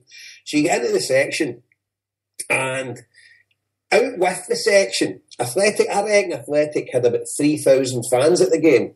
So see the 400 that we're in, the official section, all the sections round about it, all the tickets were bought up by Athletic fans. So the Athletic fans outside the section, just with normal privileges, you know, they can go down and get a beer and get some food and stuff like that. But the bit we're in, you could only go to a certain, you were sort of herded in, and then they kept us in half hour after the game. Right. So all the other Athletic fans can walk out with the Barcelona fans. There isn't the slightest hint of trouble at the game. And we get kept in for half an hour after the game. Me and Glenn get out the stadium at 11:30 at night. Do you know what I mean? Shocking. And you think to yourself, it's just in this country that you treat it like shit. Absolutely. I mean, Athletic scored to go 1-0 up, and they erupted all in the stadium. There was Athletic fans in every section of the ground, plus the bit all in about us. And I found it incredible. And the thing was, I mean, see these supporters, see when we were leaving the game and get talking to a couple. They were actually leaving to go into their cars to drive home to Bilbao, a 6-hour drive, leaving Barcelona at 11:30 at night. And they were all piling in motors, like 5 of them in wee cars and stuff. Aye, but Jason, I mean, like, Spanish culture has a different time clock than we do. Like, I mean, I know, but I mean, things happen a lot later in Barcelona. Like 11:30 in Barcelona is like 8 o'clock for us. Aye, no, but I get that. But what I'm saying is, Barcelona don't take any fans to San Mamés. You know, they don't travel to San Mamés. But Athletic has 3,000, at least 3,000 supporters in the Camp Nou, aren't they? They've got a phenomenal support. They beat Sevilla last night 3-1, so that was a big game to get Champions League qualification. So they need one more victory, and they're playing Real Vallecano on Friday night, the Vallecas. And they're the team in Madrid. They're the left-wing team, so they got on well with Athletic supporters. They got a good welcome. They're taking 6,000 fans down to Madrid on Friday night. So they're a phenomenon compared to your Spanish teams. Do you know what I mean? They don't travel at all. But even in Barcelona before the game and all the bars and about the stadium, just Athletic fans everywhere. It was brilliant. People in Barcelona, I mean, Barcelona fans, I was very welcome. Their fans are arses, honestly. Like, absolute library. The stadium was half empty. I mean, like, in the stadium, they're because they're used to success. You know what I mean? It's like they're literally watching it to be entertained. They're not watching it to win. Aye. You know what I mean? But I mean, like, the people, like the regular Barcelona fans, they're always good to other football fans. You know what I mean? I always found that, like, and that's important to me when I go, but I've been to Barcelona a few times in the past few years, and like, see, wearing a Celtic scarf or a Celtic top, you're welcome with open arms. Then again, I've had Valencia fans stop me in the street. I mean, I was at the Europa, the 3rd division. Like, it's not even called Liga C. It's called something else, I think. And they were playing San Feliwenk. And as we're my St. Lawrence's CSC polo shirt and my Celtic scarf, it was fucking 28 degrees. It was burning, right? But people kept on coming and pat me in the back, and they go, hey! I was in the wee tiny bar they had. I mean, the ground was tiny. This is how sparse the ground was. See the ultras section? All they do is stand behind the goalkeeper, the opposition goalkeeper, and see at half time they move the other end of the stadium because there's that much room. So, and they literally stand behind the keeper. I just give them shit for the whole game. So where do they play? They play in a wee neighbourhood called Gracia. And it's just outside Barcelona? No, it's actually in the centre of Barcelona. The way Gracia works is this is what I kind of found through broken English through talking to guys at the game. And Gracia was the first independent neighbourhood in Barcelona after the Civil War, right? So basically, Europa was the team. And it's literally, I asked the guy I was with, Tony, who spoke good English. I said, like, so was this neighbourhood? And he said, yeah. I said, where we parked? He said, and where we walked to? He said, that's it. That's more or less the neighbourhood in a big square, sort of. And outside the stadium was loads of Catalan independence, you know, promoters handing out. And if I had brought my passport, I could have voted for independence. Right. Sort of going, a guy handed, he seen my Celtic jersey, he goes, I see my scarf, he goes, Celtic. And he obviously he didn't speak any English at all, right? And as they go on, I said, I want to sign this. I had this like survey for independence of Catalonia. And I was like, what are they saying? He goes, you're not from here, so you need a passport. I was like, my passport's back in the hotel, mate. He goes, oh shit. So I could have actually put weight behind the actual movement by just having a passport in my hand. Well, right? anyway. But you're a fucking dick. But I mean, Barcelona fans were in that stadium. I mean, wearing Barcelona jerseys, watching the game, because it's literally the local team, but their big sexy team is Barcelona. Right. But that's not real interesting. I thought it was. No, that's not. I'm seeing. You're just being a naysayer. You're sniping. No, seriously, that is really interesting because you were telling me that story before. Because you know, got to try and Is there no the manager or someone in the team? I was going to talk to Pedro Delero. Oh, no, that is really interesting. But Pedro doesn't speak great English, and at the time he had a touchline ban. But it's funny though, right? It's one of those. It's a lovely wee ground, right? And it's AstroTurf. You know what the cool thing was? See when the game finished, everybody was allowed on the pitch. Kids are out taking penalties. I'd rather hear about all that kind of stuff than fucking Barcelona. But I'm saying but Pedro had a touchline ban, right? The funny thing was, Tony said, Pedro won't be in the dugout today. He's touchline ban, right? But it's that small of a ground. Like, he was standing in the stand, right? But he was right next to the dugout. I mean, he was literally leaning on the dugout, shouting directions at players, but he wasn't on the touchline. He was literally about 2 feet away from the touchline, but he was on an elevated platform in the stand. I mean, but it was just brilliant, just shouting. But he's their longest serving, most successful manager. And a hell of a guy. I mean, just invited us down. Like, literally, when we walked to the front of the ground, the stadium, you wouldn't even know it's a football stadium. Like, the guy at the door knew who we were. And he didn't speak any English at all. And he goes, and just pushed us in the door. He knew exactly who we were. And I was like, yeah, cool, sweet. Yeah, can they think you were Rory Bremner? Rory Bremner. Who's the one with the moustache? Rory Sullivan. With the beard. Your man from... no, but I can't remember his name.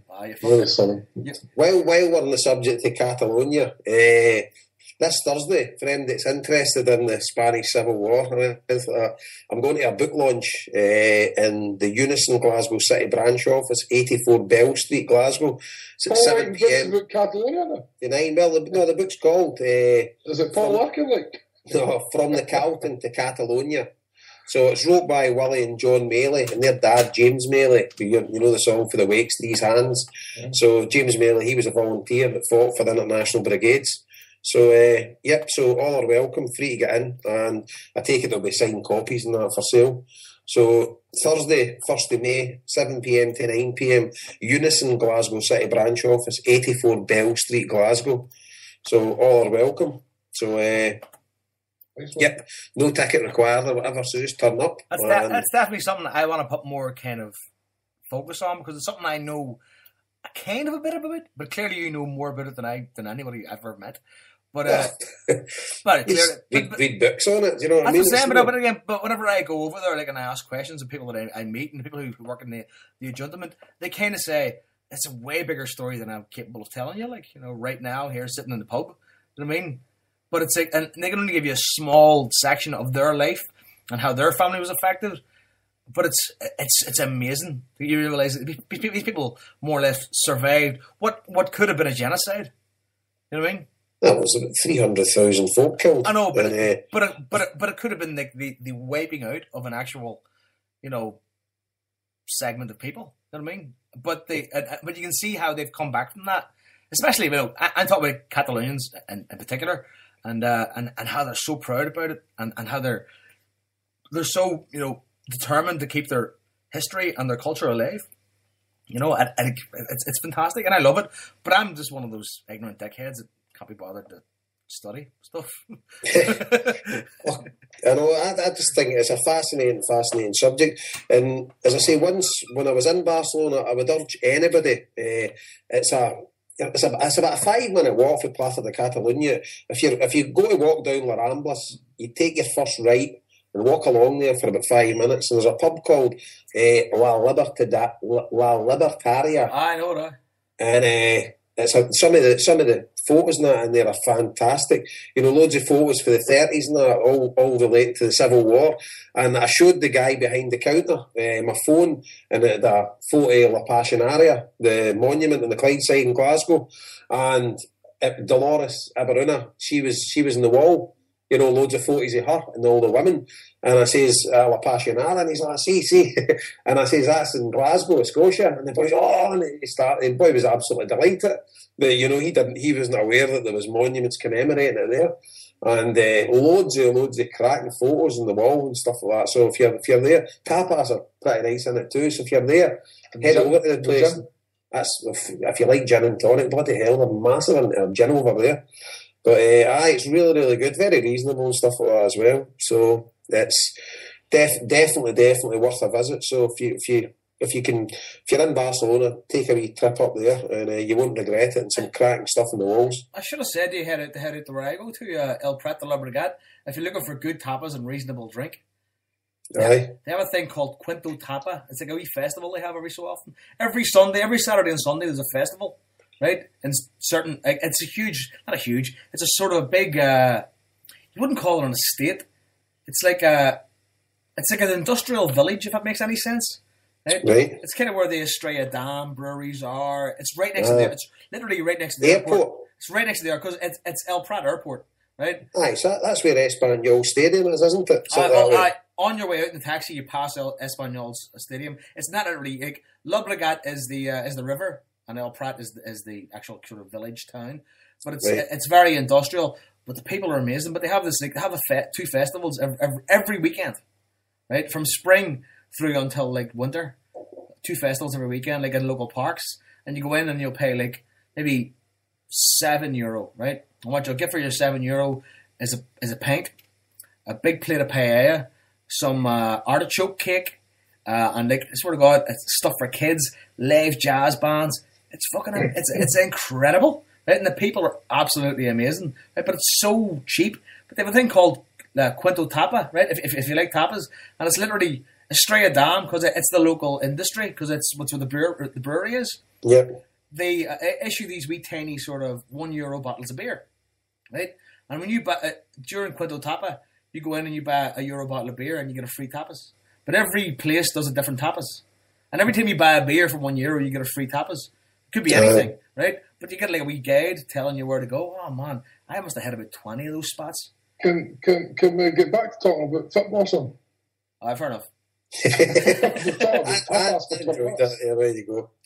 We're just thinking about the listeners. Listen, we're just talking about foreign culture. It's not our fault you wouldn't even do Vegas. You've never been to Barcelona? No, I haven't. I've been to Glasgow. Deep fried tapas. Been to Belfast as well. So, anyway, yo, bring up earlier, and then we'll cut off. I think one of the callers, but Nialbe. Yes, I brought that up. So Alistair tweeted us saying, I'll go back loads of tweets here. Boys, meant to ask who you guys wanting to replace Big Johan. He says Big Sutton for him. Me? What do I want? I want Henrik Larsson. No, I would take Larsson in a heartbeat, but I don't think so somehow. I don't know. There's been talk Billy McKinley. We've heard a few things. I've actually I've got no idea. I'm the same. Or it could be another Gary Parker, some painter from Leicester. Who knows? I mean, who knows who he's met in his football career and his journey through. There must be hundreds of folk that he's associated with, so I've no idea at all. Do you know who I thought would have been a good shout for it, who's just recently packed his job in, but I see he took on the Dundee job. I didn't even know that, but I thought Paul Hartley would have been a good shout for it, because he'd done a fantastic job at Hull before he quit. But he's always doing the Dundee job, eh? We're hearing Alan Stubbs on Stubbs. Yes, I don't think he's a Scouser. His wife got him back down to Liverpool. She couldn't handle living in Scotland, so he's down there. He's with Everton, so I can't see him. No, I think he takes it. Does he take Everton's youth team? I think I heard that. Yeah. It's a hard one. Like, when a guy leave a job as a manager to come and be an assistant manager, it's a hard one. An assistant manager is something that's hard to debate on. Like, I'm sure Lennon will have his own ideas, like, obviously. What do you think about Lennon getting snubbed for Manager of the Year? Again? Well, was expected, put it this way, right? If he didn't win last year, he's not going to win this year. Derek McInnes won the League Cup. That's it. You know, he gets Manager of the Year. Very good. Very good. It's kind of a balancing of the checks, isn't it? Like, let's not give everything to Celtic, because then it makes Scottish football look like it's one-sided. Even though Celtic won the fucking league in when? Fucking December? I know. More or less. What about I've got a call, Jason. Oh, Kralski. That's thing, man. You're right. Listen, I think Lee Griffiths. I think he's every chance he's been on Mensa, Jason. I don't actually say something, mate. Here, unless Manso's some sort of new drug, I don't know. He's definitely got the egghead. He's got enough free space for brains. Aye. Listen, just a quick one, two quick points, right? What about Mom Decost? Aye. You got his He's coach also back. He's done it all in Denmark. He's done it in Denmark. He was leader up with right-hand man in Swansea until he got chucked. Aye, I wouldn't be averse to that. You know what I'm thinking though? I'm slyly behind the scenes. My cousin manages a football team in Sweden. The guy played for Linfield. See if I can maneuver him in the assistant job at Sally Park. We can have a homeboy suite. You never know. You know what? One field man. Oh my God! Listen, this wee lad. It's like as time Bud Dwyer killed himself on TV, isn't it? No, we're not an excellent. Easy for you to say. You can't even say the word Linfield. See, you're doing that right, Joe. Do I? See, you're doing it. We don't want We didn't want him. Maybe it's last month. Could be. Oh man. It's just electronic flag. Did you see all the tweets about apparently obviously that monkey mob crashing seats and all that? I think that's a good thing. Tonight?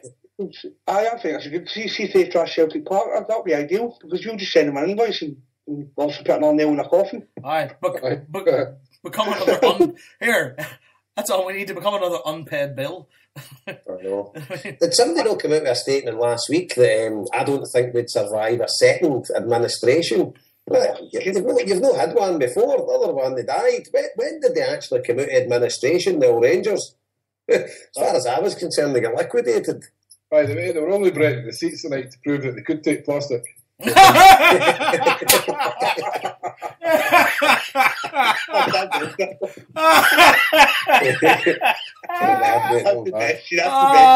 brilliant. I'll say that's a HomeBhoys classic. Indeed. So what's your viewpoint on the Green Brigade banner? You've a couple of wee things to say in the chat room. What do you reckon? What's your point, mate? You know, I'm a big fan of Green Brigade, you know what I mean? But obviously, I'm no say 100% never brigade, you know what I mean? There's things that maybe they're no whiter than whiter this, so I don't know. I think they've got a point. It's not just a case of Lee Griffiths, isn't he? He's had previous. He's come in. Yep. Fans have obviously well aware of what he's done in the past. So he's come in. All you have to do, for a wee while at least, for maybe the first, for the rest of the season, keep his nose clean, you know what I mean? And obviously let him prove his Celtic trying, you know what I mean? And he's in the door the matter once, and he's doing stuff, you know what I mean? So obviously in that sense, I think obviously, I know what you're saying, you don't want to see your team. I cringe. See if I'm listening to Clyde or something and I hear Celtic fans on having a go and all that, I cringe at that myself. But sometimes if a player is criticised, he's criticised. You know what I mean? And I think he's deserved of it, you know what I mean? But I just think it doesn't matter if we get there. There'll always be an element of just willing just to jump on anything at the day, you know what I mean? Obviously, some of the stuff that's been said, it's all self-centred. It's about us and all that kind of stuff. I don't get that, to be fair, but...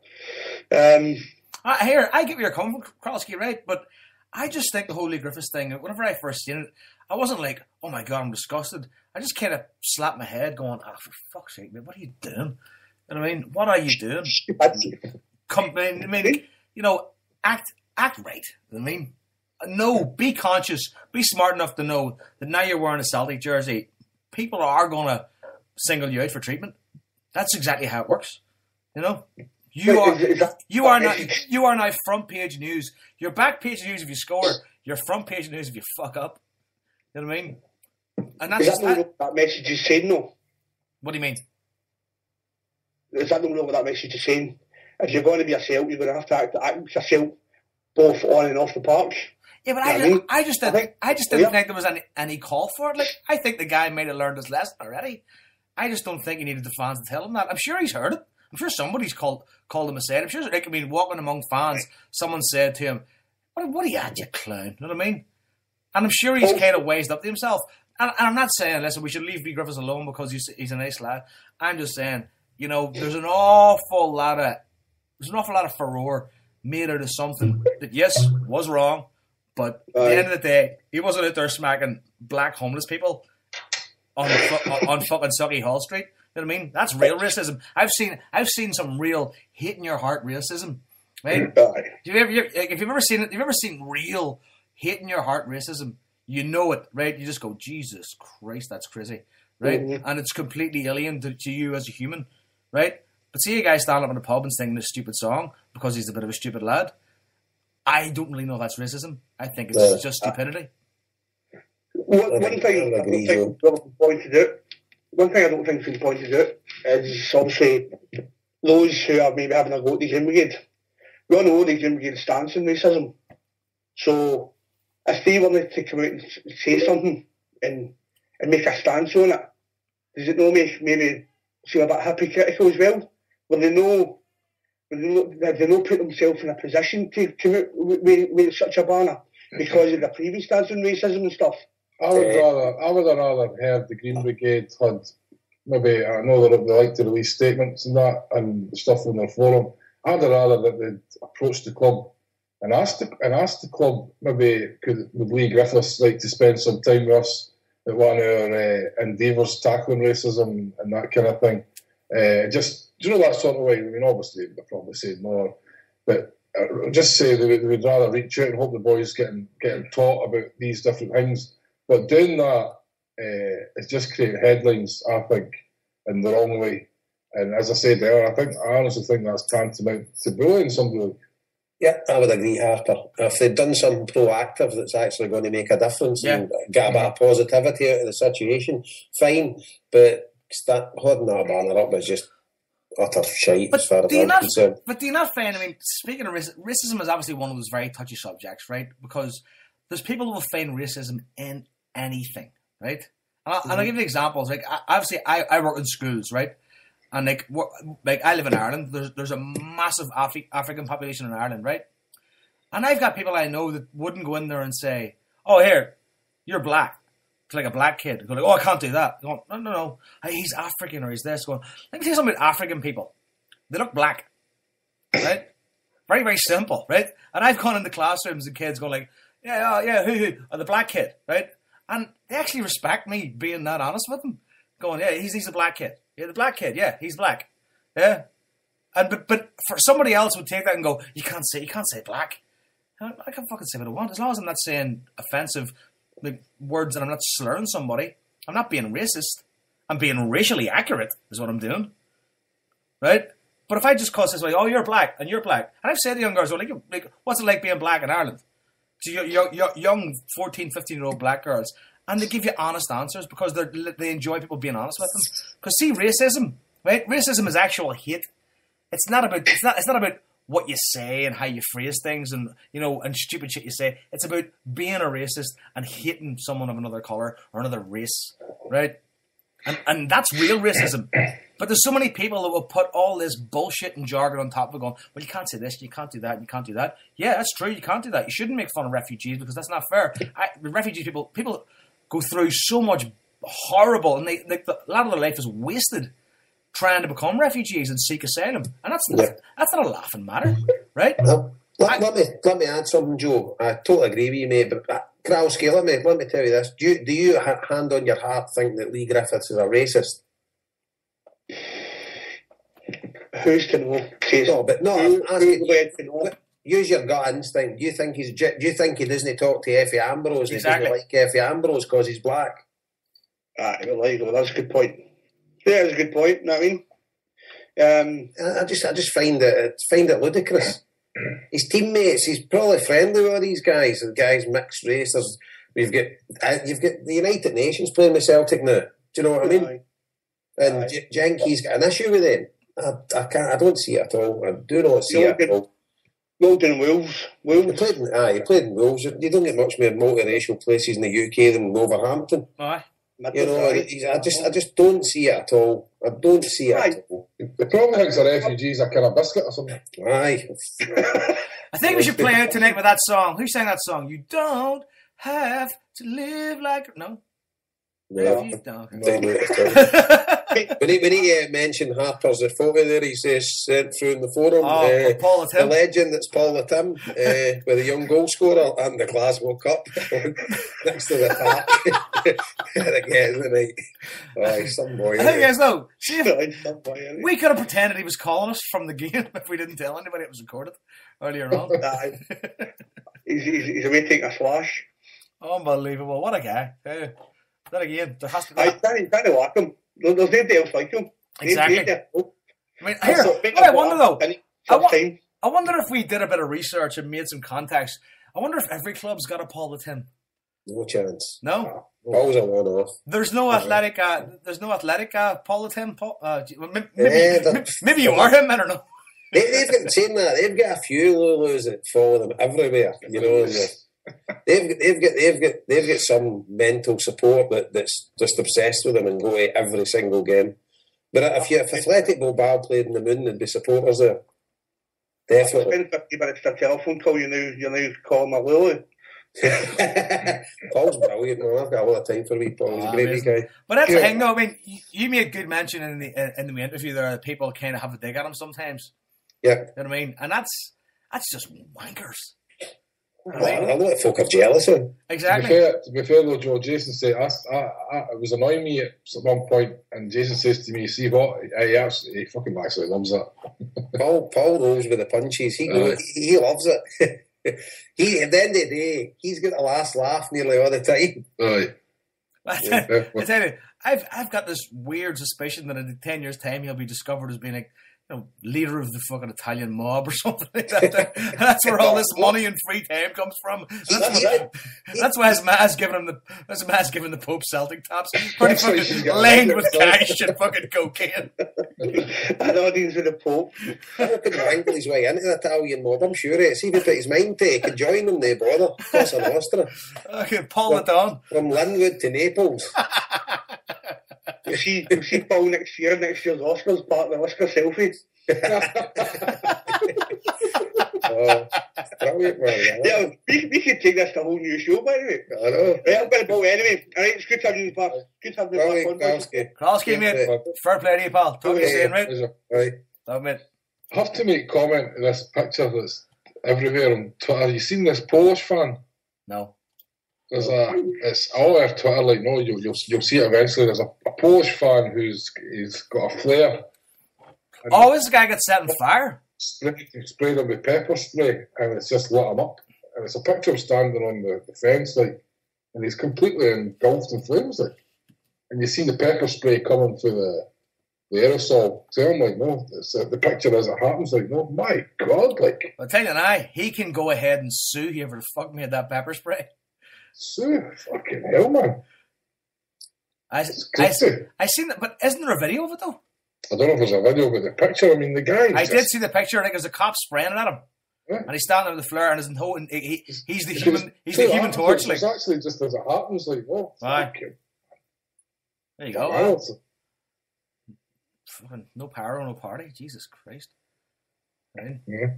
Well, everything is, though, what's the chances that Focus are going to show up with fucking gallons of pepper spray at the next fucking, at the next home game at Celtic Park going, somebody's getting lit up?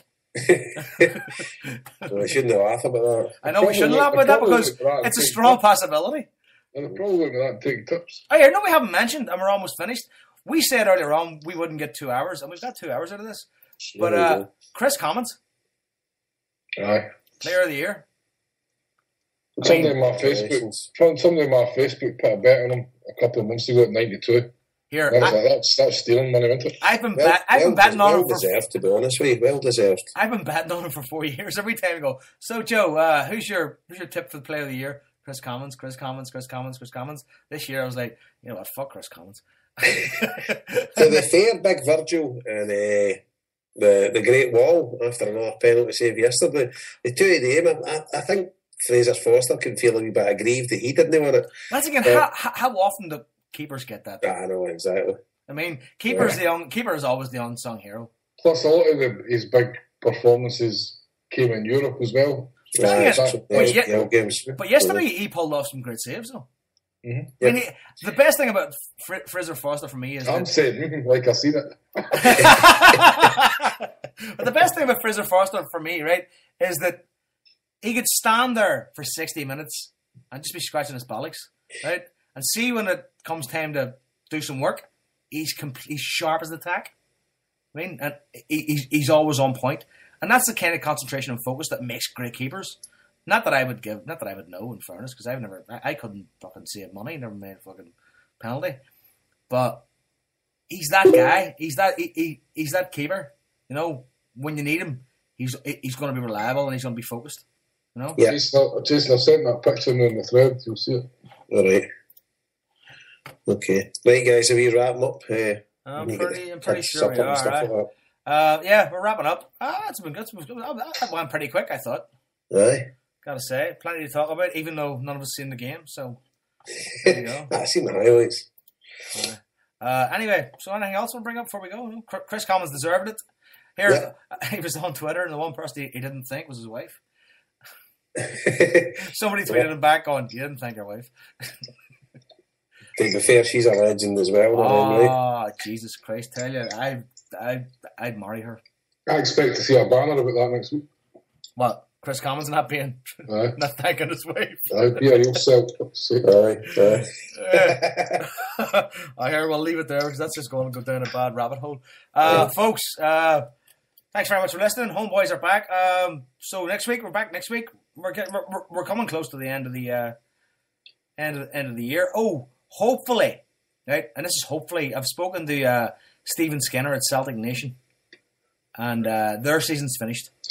And hopefully next month, hopefully when I get back from holiday, I'll be able to get in contact with Stephen and do a podcast about Celtic Nation and about Willie McStay being the manager down there. Because that's something I think, I mean, a lot of people are kind of know about, but don't really have any understanding of. I think it'd be nice for people to kind of understand how that concept came about and where they're going and where they are. You know? Yeah. Well, McStay, a shout for assistant man. That's a good call, Harper. That is a good call. Ooh. I tell you, if I was a betting man. I thought you were. I thought you bet Everton. I did. That's when it's finished. Did I not bring that up? Fucking Everton. seen you shouting for Liverpool on Facebook yesterday. I wasn't shouting for Liverpool. Wasn't shooting for Liverpool. I don't do things like that. I was making plain observations. I'll happily jump the other side, he says. Here, listen. If Everton bring in a bet, blue's the colour. See, Liverpool bring in a bet, red is the colour. You know why? I support Celtic. Because you're a whore. The bus parkers at 41 yesterday in McCooten, so there you go. Jose parked 2 buses. Tactical genius. I think he's a good manager, but he'd get fit or stopped. Oh, that's brutal to watch. Brutal. True. But then again, with the money at his disposal, the players he's got, it's just brutal to watch. What the odd thing is, though, a lot of people don't realise he never played football. Really? He was a fucking interpreter for Bobby Robson. He was a translator for Bobby Robson, wasn't he? And see, in my opinion, that shows you the kind of power and influence Bobby Robson has, as opposed to what Jose Mourinho is. If Bobby Robson can turn his interpreter into one of the best football managers in the world by accident, fucking Bobby Robson's. I mean, I feel a lot of respect for Bobby Robson because the guy's a genius and a legend. I turned you a podcaster. Do you know he's dead, Joe? I know he's dead. I'm not laughing at Bobby Robson. Legend, all right then. All right, let's put it away. He's not a legend. He's a dead end. But I need to pull you up for last week as well. Listen to last week's podcast. What about all the backpacking and all that? I hear. Hey, sorry, let me talk to me. Talk to somebody else. Exactly. Who, me? It was vomit-inducing. Me? We're great. We're this. We're that. No. Like, listen, hold on a fucking second, right? Hold on a second, right? Hold on a second. Don't be piling this shit on me. Harper wanted the best homeboy stories you've ever heard podcast, right? Which it did not turn into, right? Like, it wasn't my fault people called up and said they enjoyed the show, right? It's not like I was out there pandering for. Shut the fuck up. Enough with that. You kept saying, "Oh well, I let my balls get washed." It's your famous line. But listen, used to. Hold on a second. No, as well, I've got a bone to pick too. Fuck this. We're going our 10 minutes, right? I've got a bone to pick. I called up here the other week, sober as a judge, right? I just got off a plane, more or less, 4 hours earlier from Barcelona. I spent 4 hours playing imaginary restaurant with my 4-year-old daughter, right? With like the shakes. And I came on here and I listened back to the podcast, and the chat after I hung up was, geez, Joe's pissed. You know what? That was Paul said that. You know what? See if I talked as much shit as you, I'd pretend I was drunk all the time. I didn't know you drunk, Joe. I seen you sober one day.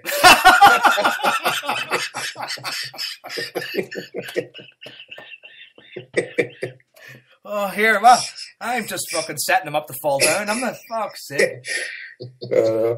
No, it was no bad podcast. I thought I got off quite lightly as well. I thought you were going to give it to me big time. There was a couple of wee moments, but nothing major. Oh, so you were happy with how you came across, but you felt fucking right to come on here and just spit roast me, you prick. Fucking twos.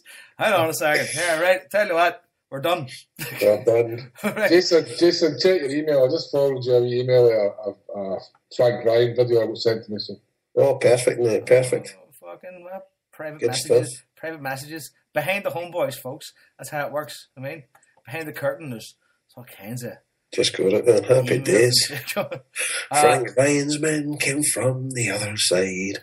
I think I've seen this, Harper. I don't know, that guy's not just forwarding it. So. Is that the one that's... I don't know, I just got it literally and I just forwarded it to you. I don't know what it is like. Okay, mate, excellent. Cheers. Anyway, so we're done. That was a pretty quick show. So, next week, what's the next game? We should always know that, but we never do. Celtic, yes. Wednesday night, no? Oh, is I? It's this Wednesday. Is it who we playing? No part of Thistle there in the bottom half. Who we playing again? Aberdeen Saturday, 3 o'clock. No, Wednesday night.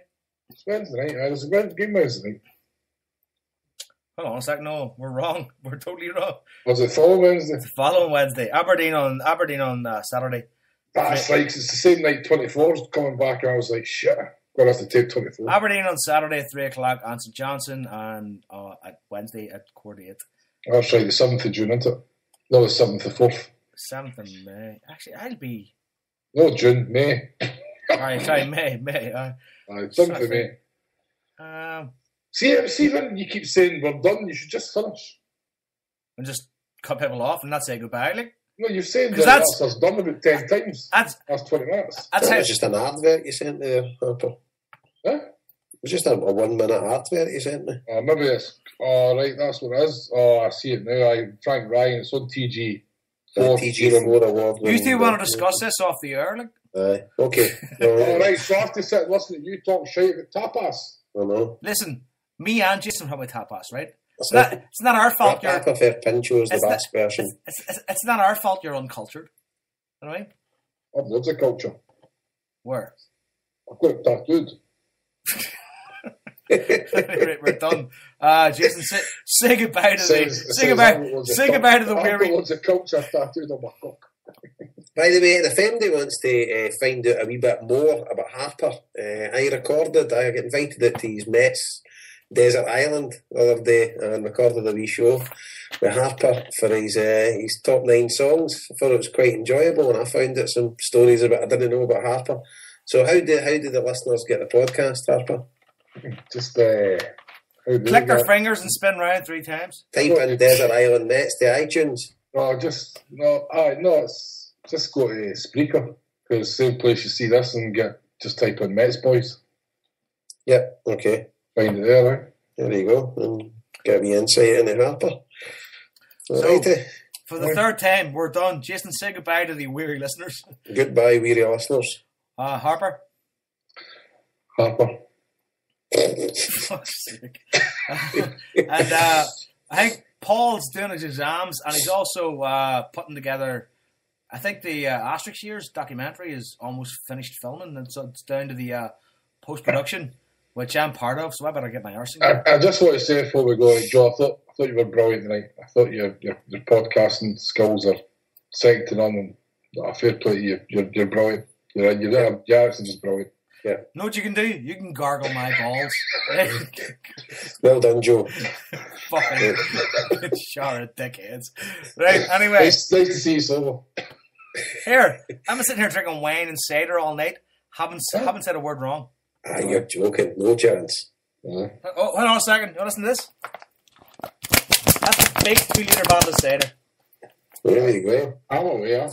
Right, see you later, guys. Right, adios, folks. Folks, thanks very much. We're done. Hail. See you next week. Right, good luck. We're going to finish up with a bit of Palanatini. If you haven't bought his new album, something wrong with you, because it's absolutely amazing. Anybody heard that? No? He was on Graham Norton last week. Here. See that guy? He's one of those guys you look back in years to come and go, oh my God, what a performer. Because his new album is it's ridiculous. Anyway, bit of Palanatini, going to finish off one day. He's a guy I'd love to get in the show, right? But see the high-profile guests we've approached recently? We fucking blanked us completely. So that may take another 1 million downloads. So folks, get your arse in gear. Good night. Hail. See you next week.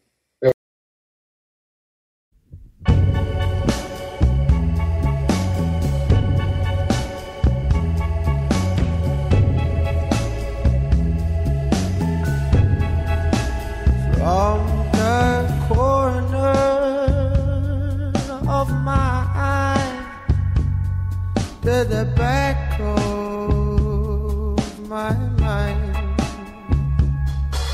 I recognize what you mean to me, and all the corners of our picture are a long time afraid. They still symbolize what you mean to me.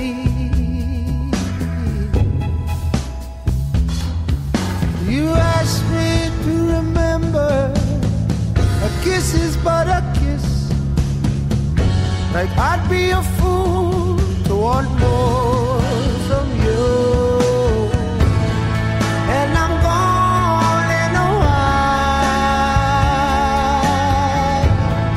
I'll be gone in a while. I'll be gone in a while.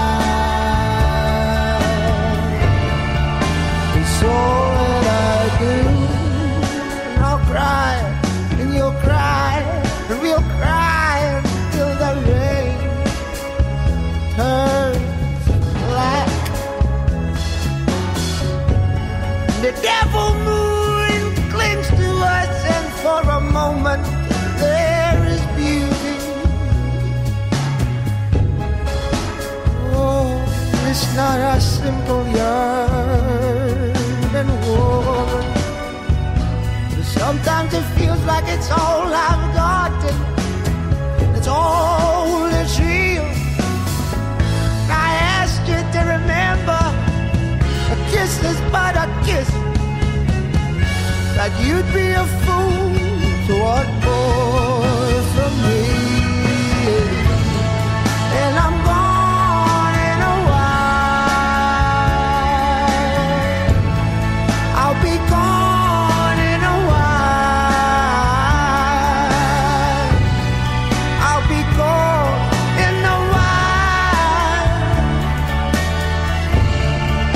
It's all that I do.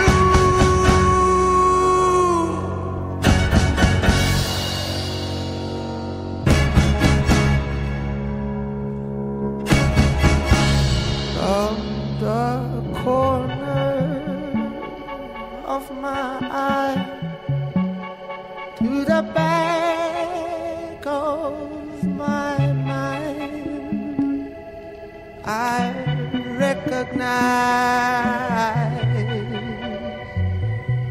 what you mean to me.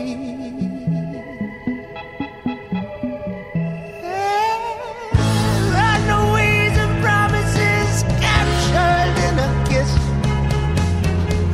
We hide and we seek what we squander.